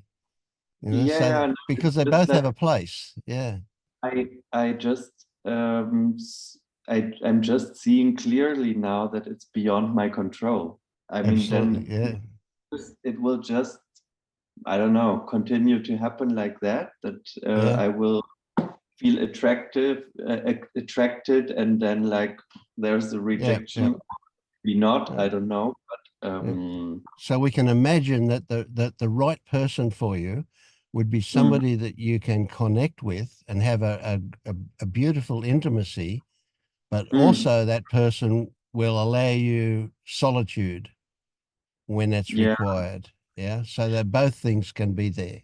So it'll be a special person that will yeah, come but into your life. Yeah. I mean, after having seen through self, I don't know really if just intellectually or also, yeah, sometimes it feels like it, sometimes it doesn't. I don't know, but Mm. yeah. Um, it's mm, yeah, I conceive it rather as like there is this Leonard character which is conditioned in a certain way, and then this character interacts with other people, yeah, other characters who are conditioned, and some conditions fit together and some And some don't. don't. Yes, But exactly. Yeah. Yeah. doesn't mean that there is a self. Um, but still, I can see, like, for example, someone was trying to flirt with me on a grill party 2 weeks ago. And then it was a bit like this, yeah, and what are you doing, and blah, blah, blah. And then he said, yeah, I'm a manager. And I asked, like, okay, what kind of company is it, and what do you do, and what does this company work with? And then I don't know what it's called in English, but it's like kind of a company who gives an insurance to risky enterprises or something. And afterwards I Googled it also, or I looked it up on Wikipedia, and then they said it's in the German page is like they also call it like a what is this bird called? It's a vulture or vulture. Vulture, yeah. It's like a vulture enterprise because they make So they money prey on with the people. ruin of startups and little companies, you know. And then I asked, yeah, and what do you do when you don't work? And then he said, yeah, I like to trade with Bitcoins and stuff like that. And okay, I'm not going to make a big story out of it, but then I feel like, okay, yeah, no, I can't flirt with people who are interested so much in like material things, you know, like money and like this materialist lifestyle. Like I can't really connect with it. But it's again not about a self. It's just like the Leonard character is I get it. Yeah. programmed like this, you know. But then there are so many details in this Leonard program that it seems like there are really few people that could like fit. I don't know.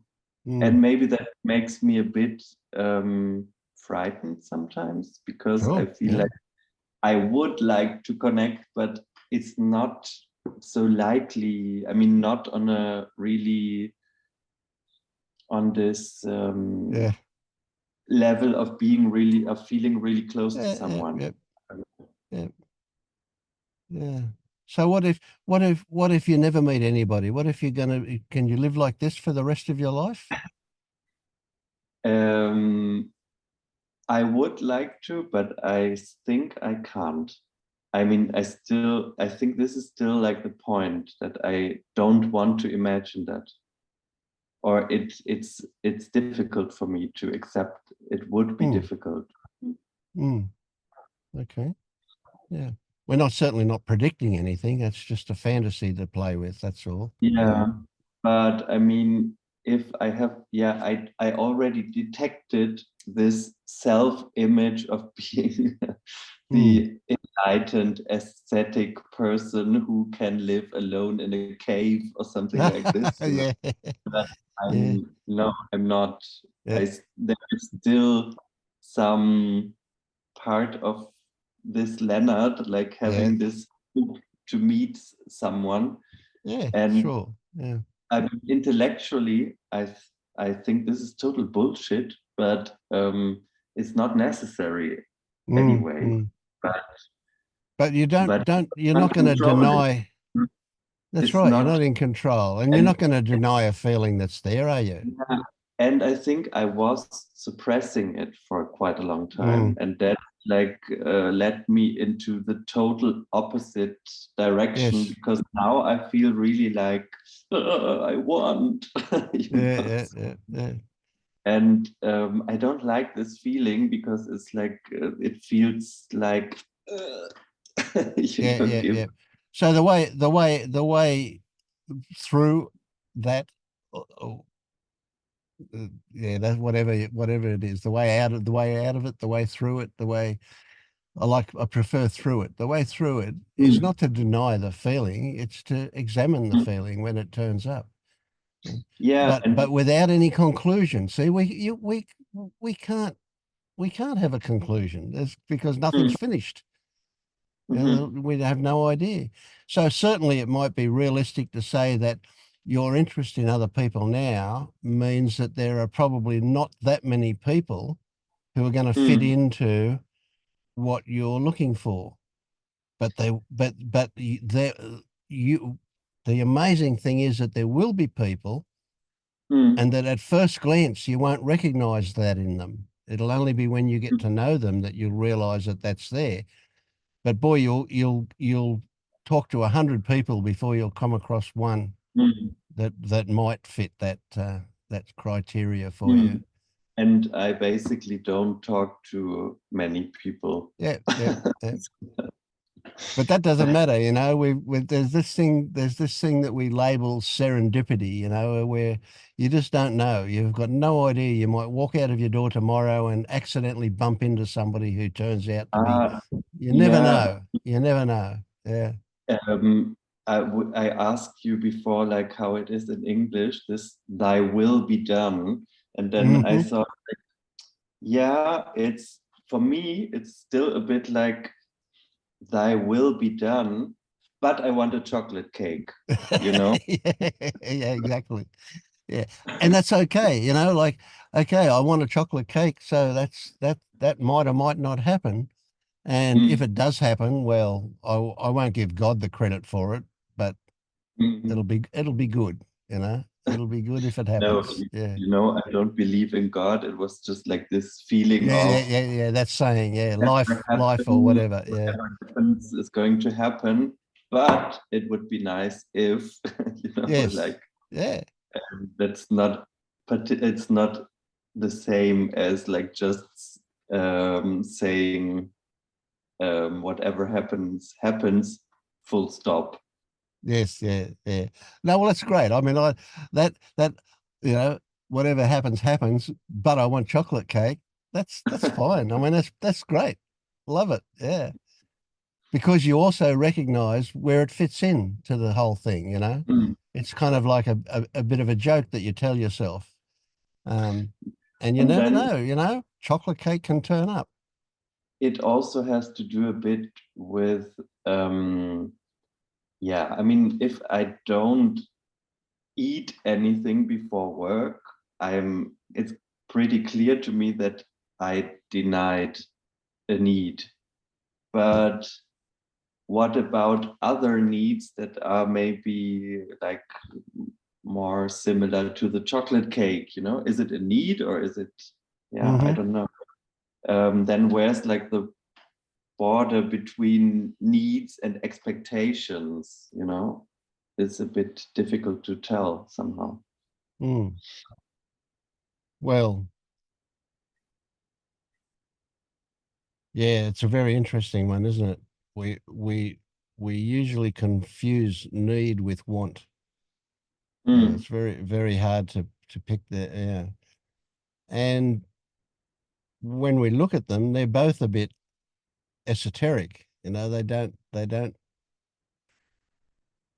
exist in reality. They're just stories we tell ourselves, you know. So the idea of need is, I mean, we never really need what we think we need.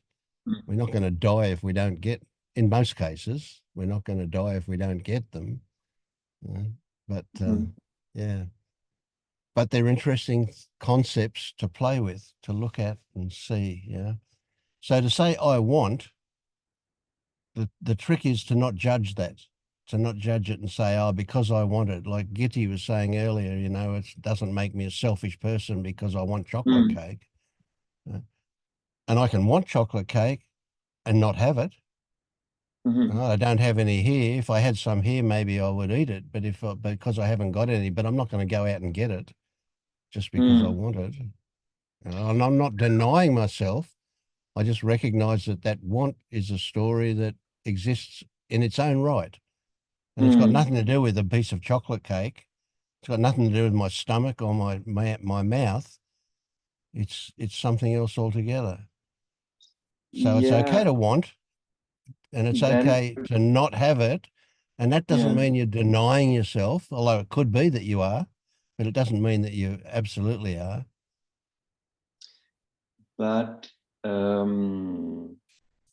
yeah, maybe there was a time in my life when I believed that like being with someone would like solve all my problems and suddenly everything would be fine, you know, but I don't believe it because I experienced it Yes. Yeah. many times. It's not like this. It's even like sometimes worse. I mean, Yes. when it doesn't work, it can be horrible. Yeah. Um, So then that's I like dream. really, really wanting that piece of chocolate cake. And when you get it, it's not really nice at all. Yeah, so Or this you is, ate so much that you got a bellyache. but maybe there can be a want without believing that it will change everything. I don't Yes. know. Yeah. Because I mean, going back to needs, I mean, um, I need, I eat something to quench. Is this the right word? To quench my hunger? Yes. No, to Yeah. fill Yeah. my Quench. to quench my hunger, but I won't believe that that quenching will be resolve like all the hunger in my life, you know. Yeah. So Yeah. I don't know if that makes sense, but It does. It does very much so. We often use eating to fill another hole, and it doesn't Mm, work. You know. mm. So in a way, that's a bit of a reverse on that one. But yeah, it's true. It may not. Yeah. But I mean, the fact that it doesn't fill the hole doesn't mean that we have to stop eating. That's right. Yeah. We don't have to do anything. Yeah.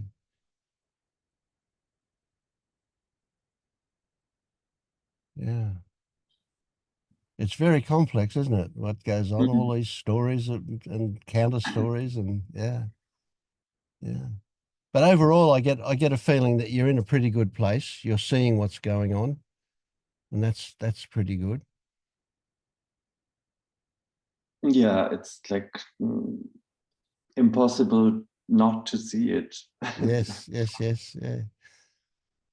And just because you see it doesn't mean that everything feels great.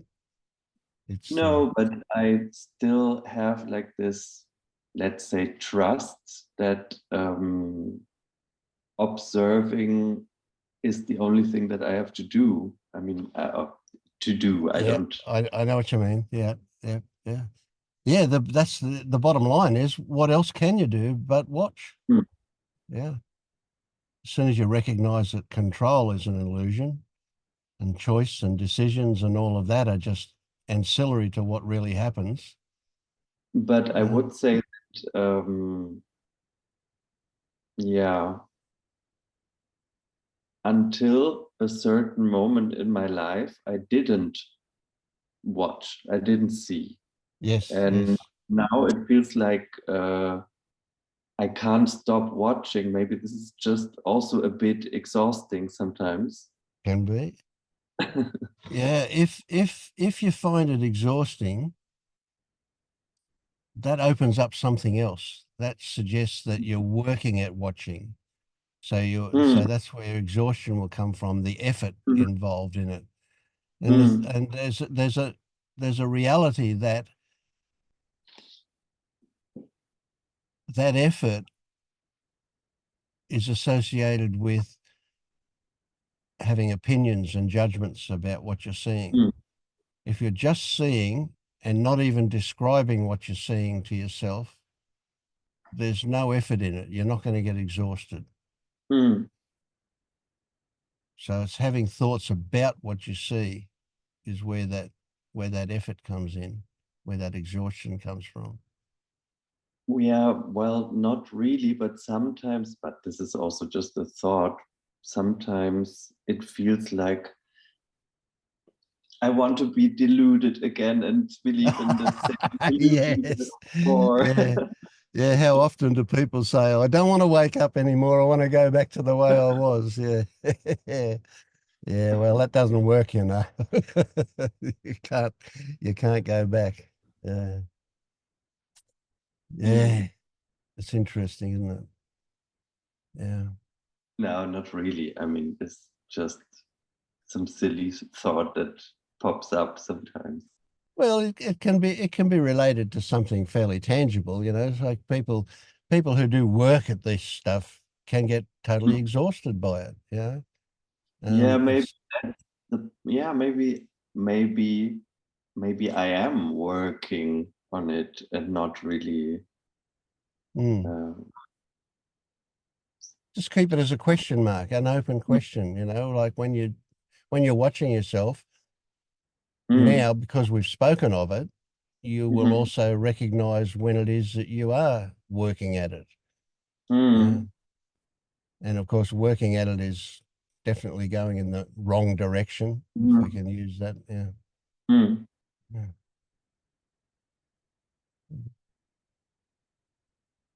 Good one. Yeah. Thanks. You're very welcome. Yeah, thank you. Yeah. You're a good storyteller. You're a great storyteller. Yeah. I don't know if this is something good or bad. I mean, I shouldn't say it like that, a great storyteller, but you're very lucid in the way you talk and the way what you describe. It's good. Yeah. It's you can carry me along beautifully with your description of things. Yeah. How are you, Anne? Who, me?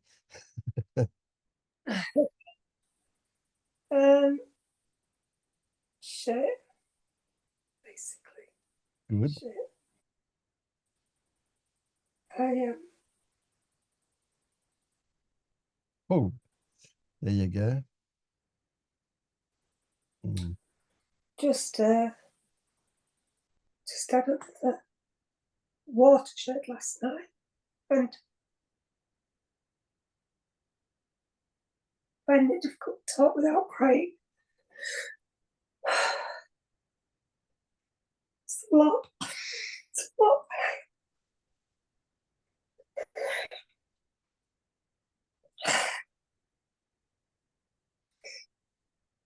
Keep breathing. Don't worry about talking. Just let what comes out, what comes out.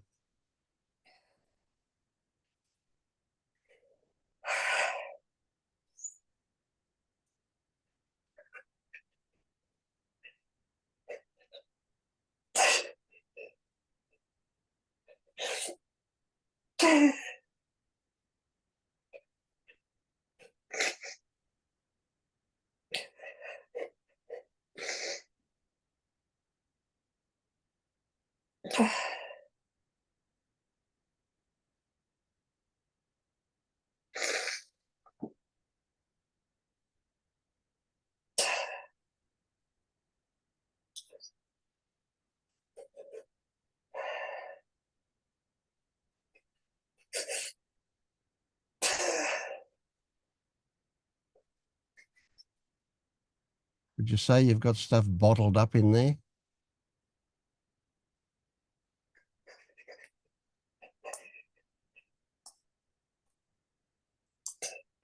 It's just so much.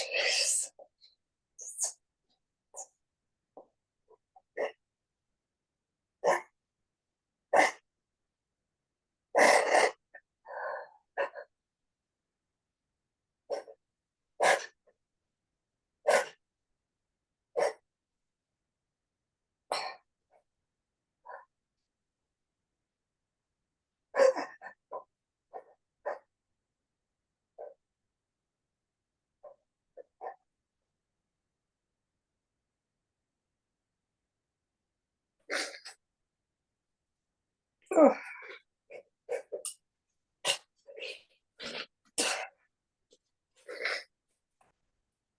Ah.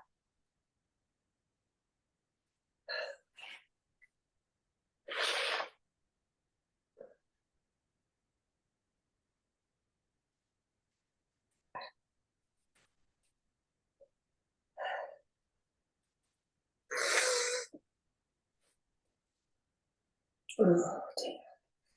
So, there's no words.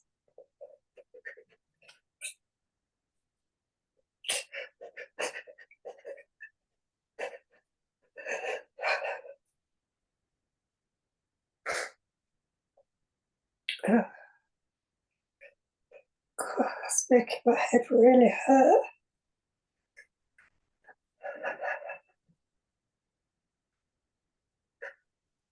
Like it wants to explode? Yeah.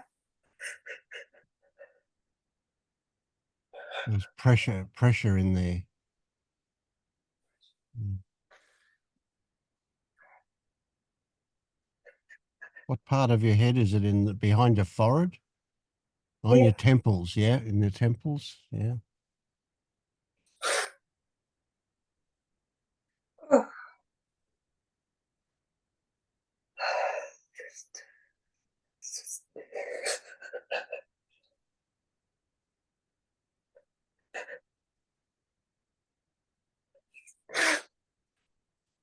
I just hurts.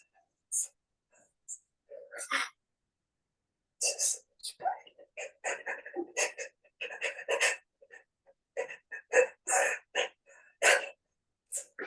Sorry. Just, Don't be sorry. Don't be sorry. Don't say that.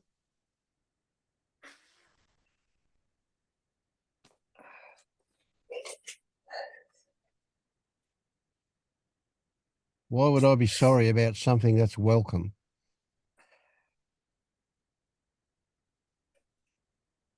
oh God, my head hurts. I'm not used to crying.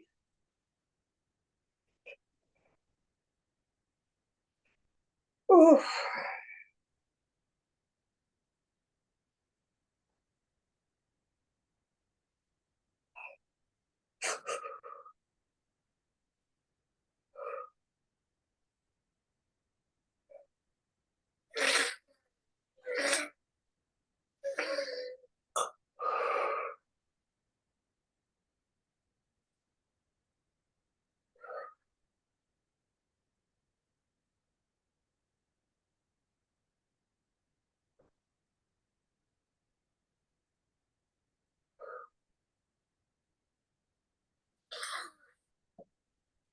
Oh God,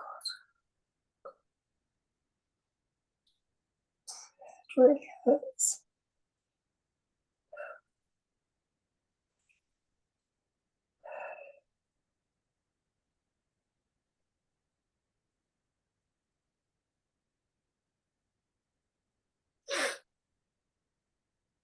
What's the mind doing now?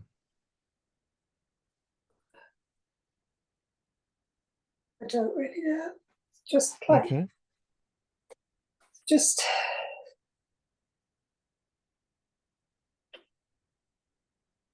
want to talk, but there's so much. There's just so much. I'm locked up. It's just too much.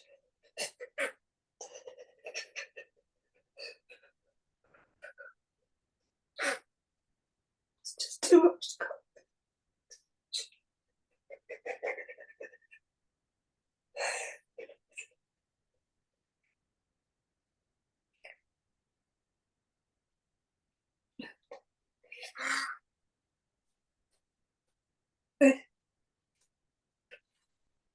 Just,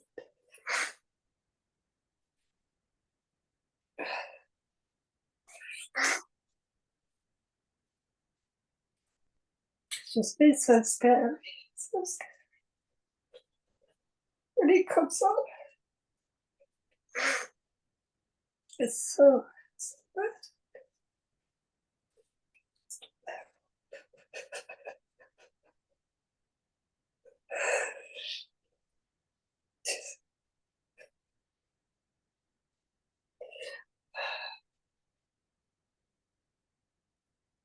You don't have to say anything. Got my mind saying stop being so dramatic. I don't want it to say that.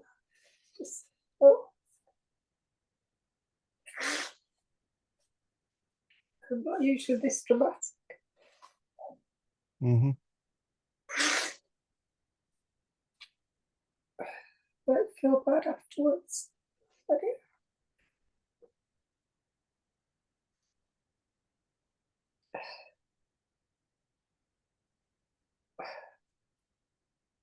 I don't want you to stop feeling it in order to say something. You don't have to explain or describe what's going on. That might happen, but you don't have to. Much more important that you allow yourself to feel it until that feeling changes. And in this case, what's going on behind the temples, that will ease up when it's ready to. So stay with the feeling and just don't say anything for the moment. talk later if you like, but right for the moment now, just I'm a bit stay with the sick. feeling. Sick. Yep. I feel a bit sick. Mm-hmm.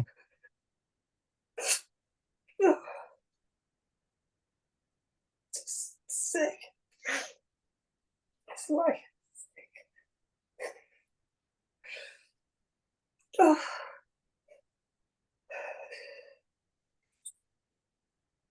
Oh.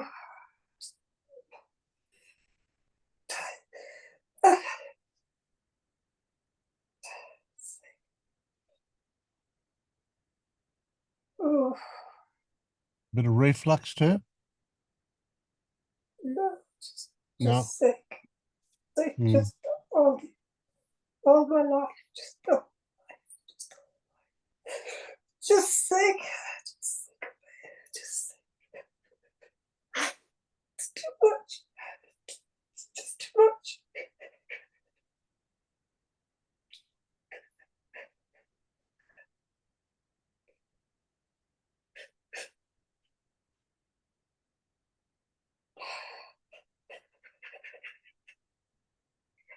Don't try and make sense of it. Just feel it.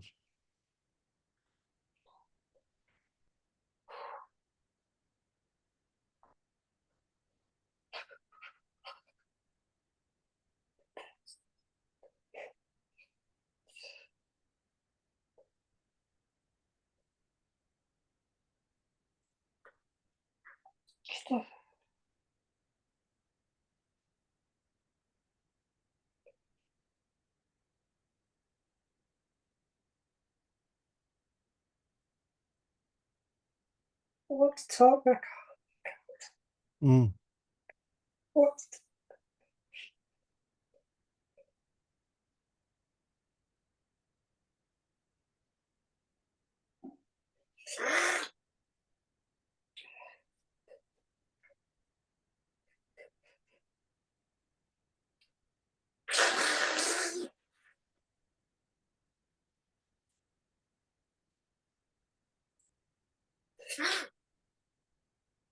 I really brought a lot for me.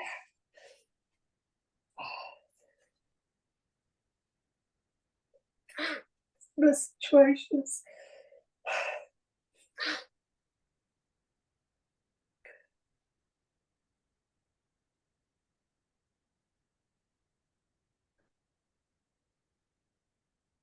Just seeing memories I don't want to see. I feel like I'm going back, not forward. I feel like I'm regressing.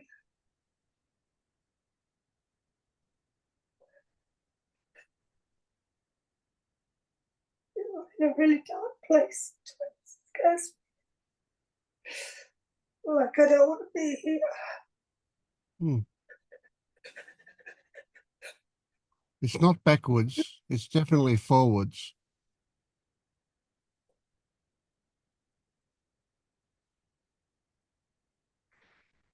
It just feels unbearable on me.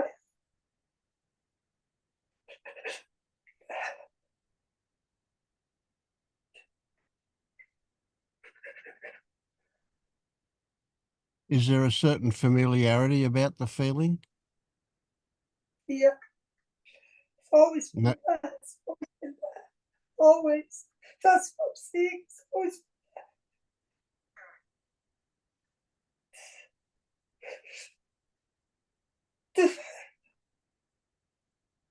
just always been there. Don't want to see it. Yeah.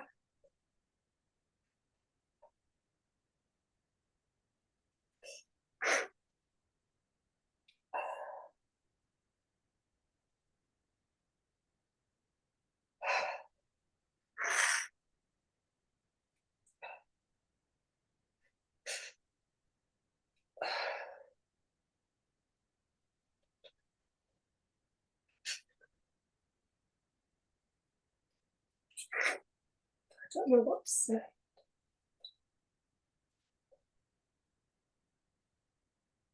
There's a lot to say, but I can't speak.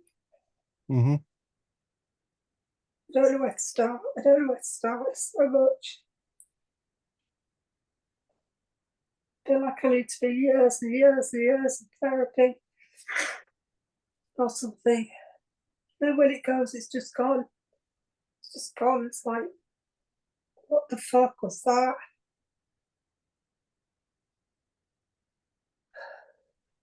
I just don't understand anything. I don't understand what it's trying to show me. I don't understand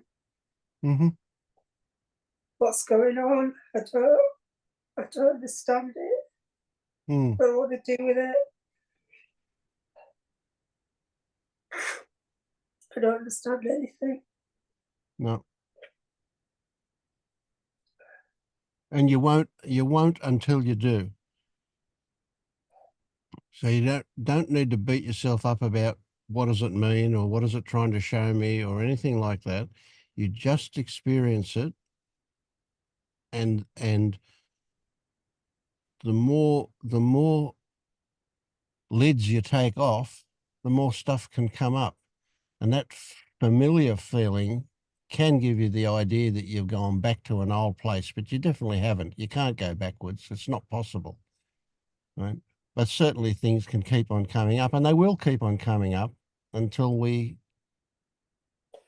don't need them to come up anymore.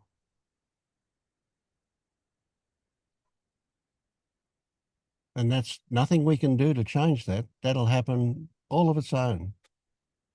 It's all stuff I thought I dealt with.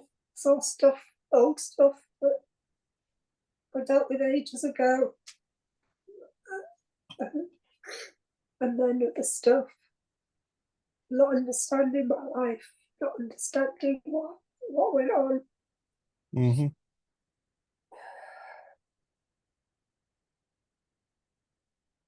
Understanding isn't going to fix it, though.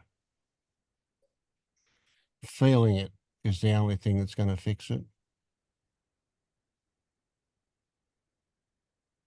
It's not as bad when I feel it, but it's when I'm on my own and the psychological suffering comes with it. It's brutal.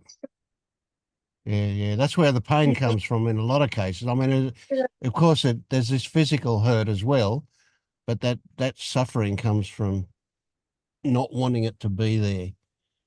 Yeah, the psychological suffering. It's like I can't get the tears out. Usually there's just water running down my face, no noise, no nothing.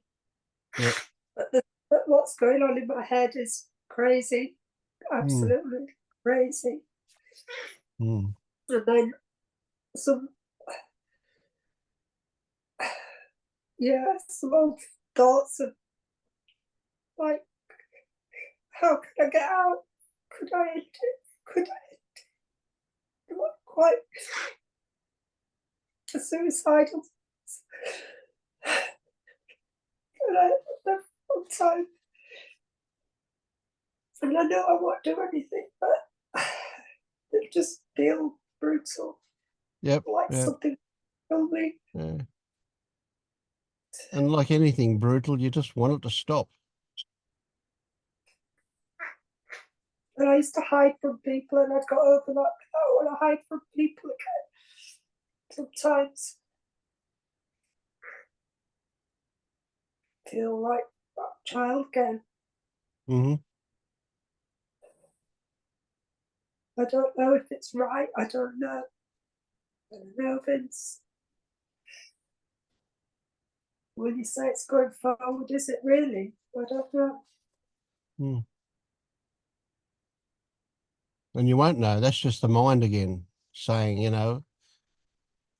convince me that it's right. Convince me that it's good.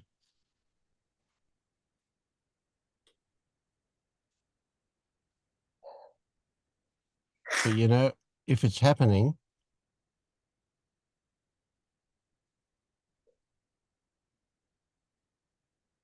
I just feel so trapped sometimes on my own, trapped. And it's not like I want anyone, no one could help me, but I'm just trapped. I'm trapped in my head with this monster.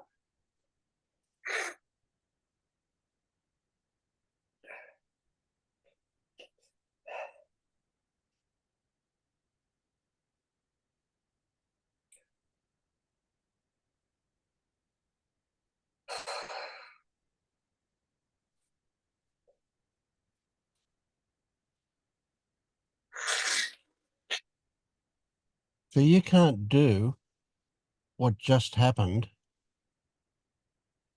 You can't do that on purpose. And because it's happened, it changes things. That's why you can't go backwards, because everything that you experience changes you. Certainly there may be familiar feelings about it, or there may be stories that are on repetition about it that make it feel like it's old stuff. And that's where the idea of being trapped comes from. The idea of being trapped, of course, is because you can't see an end to it. You can't see a way out of it.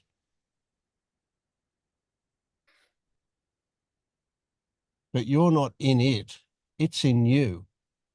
So really, when we talk about a way out of it, we're talking about getting it out of you, not you out of it. Can you pick the difference there? Right? It's in you, in your body.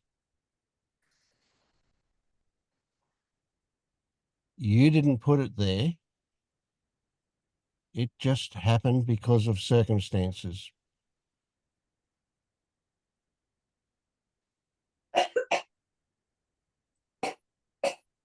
And in a way, getting it out is a little bit like what you just experienced. That was an attempt to get it out. Now, it may not have come out. Well, it didn't come out, but it moved. It definitely got shaken up.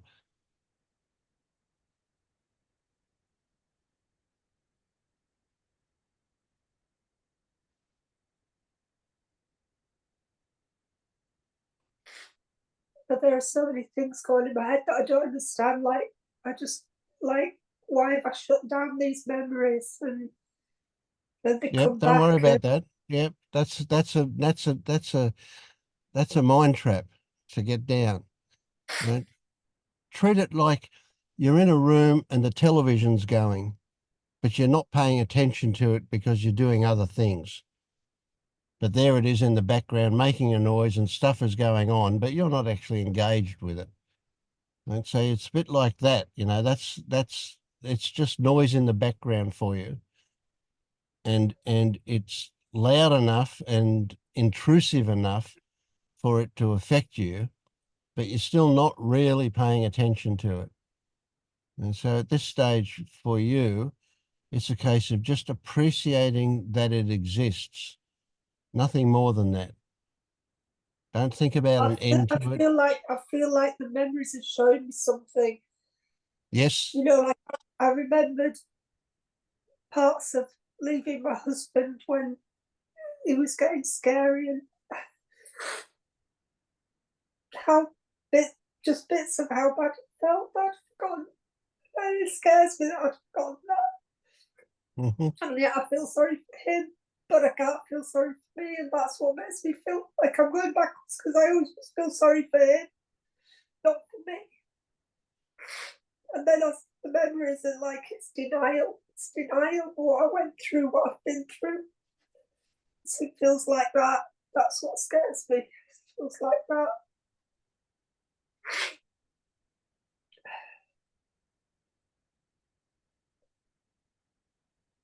And then another memory when I was in London and I had to house. And I put my things in the taxi.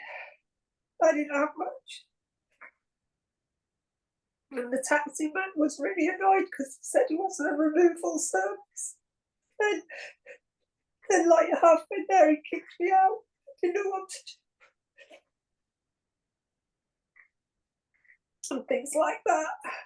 Mm-hmm. I don't know what to do with those memories. Mm. They're showing me things, but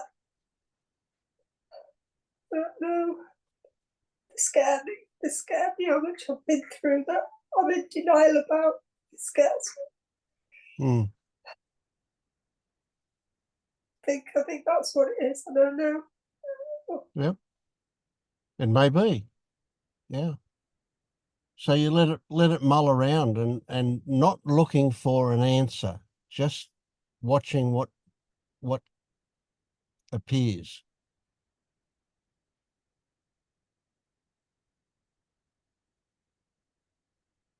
If it happens, and it'll be a good thing if it happens that you recognize any stories that come up that give it meaning. When you say this means something, that's a really, really big one. That's where so much of the suffering comes from. Because any meaning that you give it is made up, but it can feel real. Just like saying, oh, it's like I'm going backwards. You know, that's giving it meaning. That's nothing actual. It's a story, but then you respond to that story. But see, you don't really know what's going on. You just know what's here. And what's here is pretty unpleasant.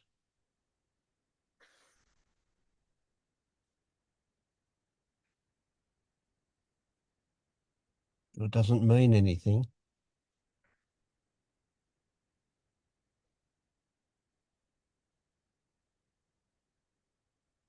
But you can't experience what you just experienced and say it's just the same. It definitely changes you when you experience something, especially when you experience something as intense as what you just experienced. That changes you. Yeah.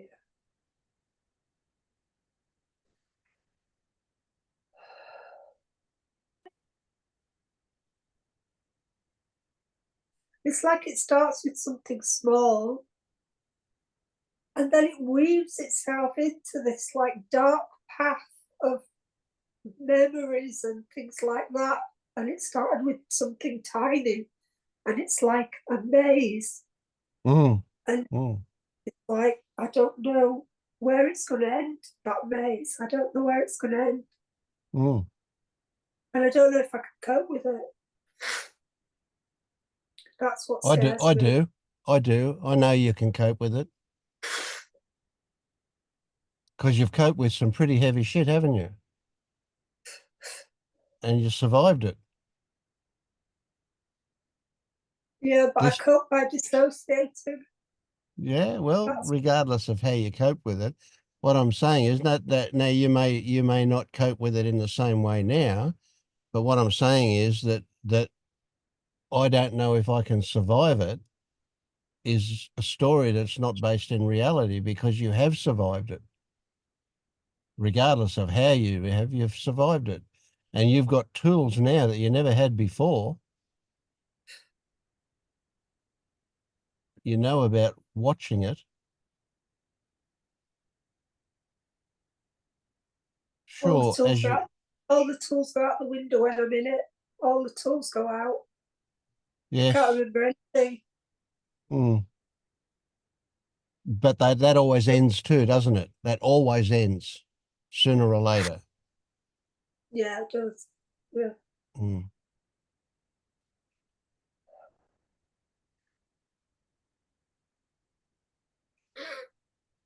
Yeah.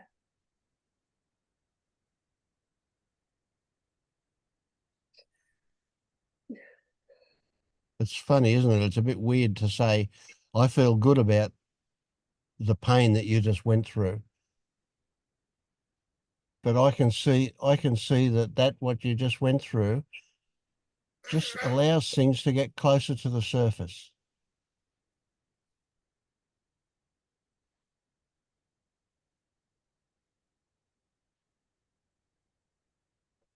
Yeah, it felt like I wanted to like be sick to get it out. Yep. Vomit it up. Yeah. Yeah.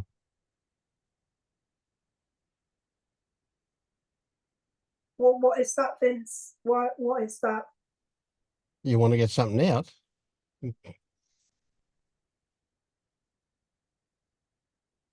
When that happens for me, I also usually get a bit of diarrhea at the same time. So I'm getting it out at both ends. But that's it. Just Yeah, just is what it is. And that's what Yeah. it felt like. And so you can use that kind of body language thing, you know, like it's this feeling of it coming up and then it doesn't work. You just don't Yeah. have any great satisfaction with it, you know. No. But it's moved, definitely moved. Gets you closer. Yeah.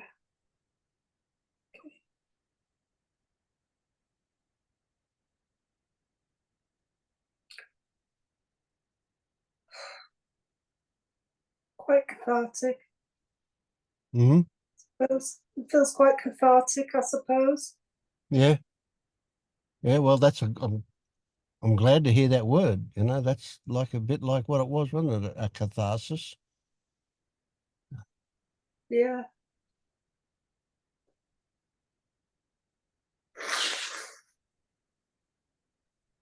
Hmm.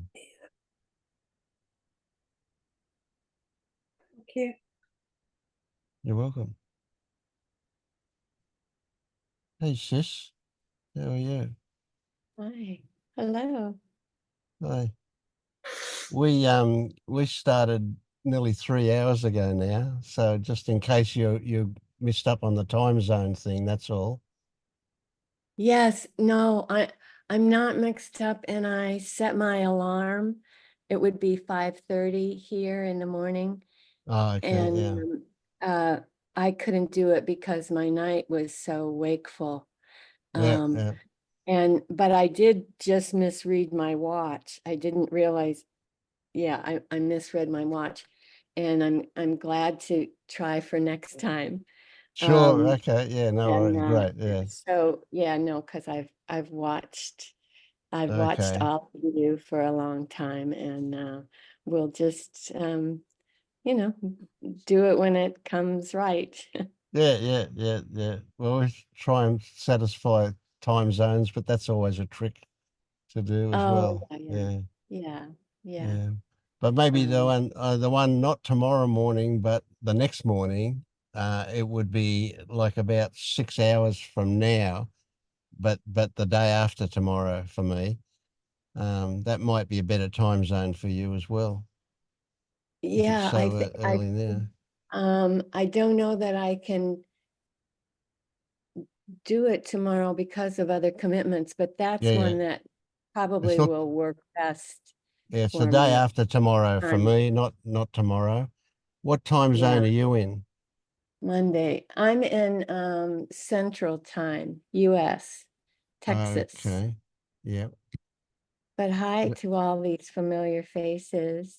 yeah, good. And Yeah. yeah, Uh, yeah. so Okay. Thank so you. just hang on there, and I'll just tell you what I've got here. Central Daylight Time, US. Okay.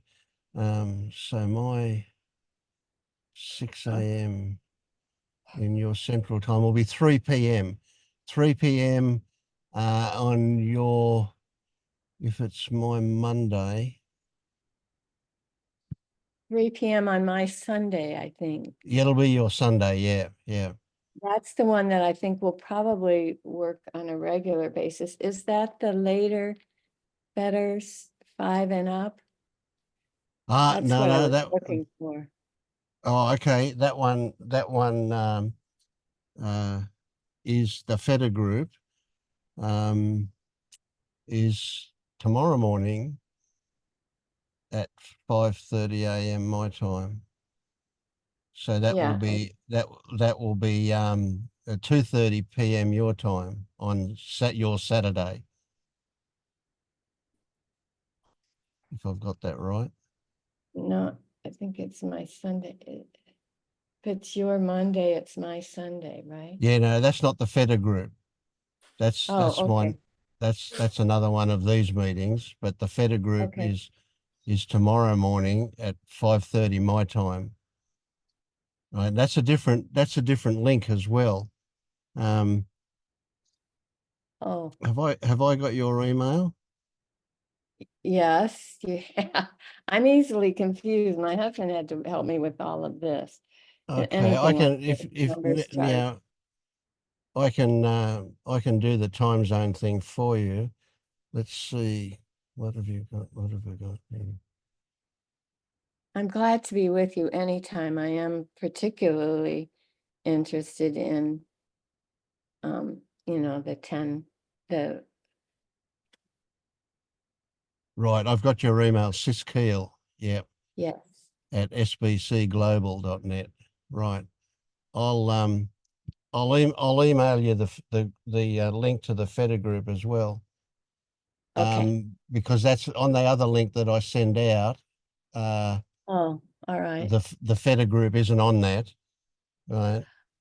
Oh, okay. I didn't realize that. Yeah, yeah.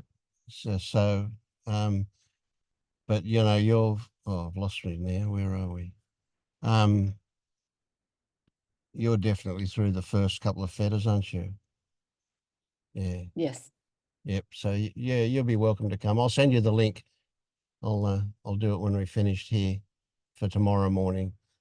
So it'll be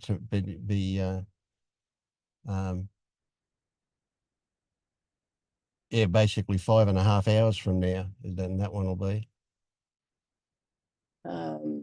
Okay, I think I have a commitment, but I will do it as soon as I can. Yeah, it doesn't matter. That's all at that same time each week. Yeah, but it'll be good to see you on my Monday morning, your Sunday too. That'll be good. Yeah. Okay. Okay.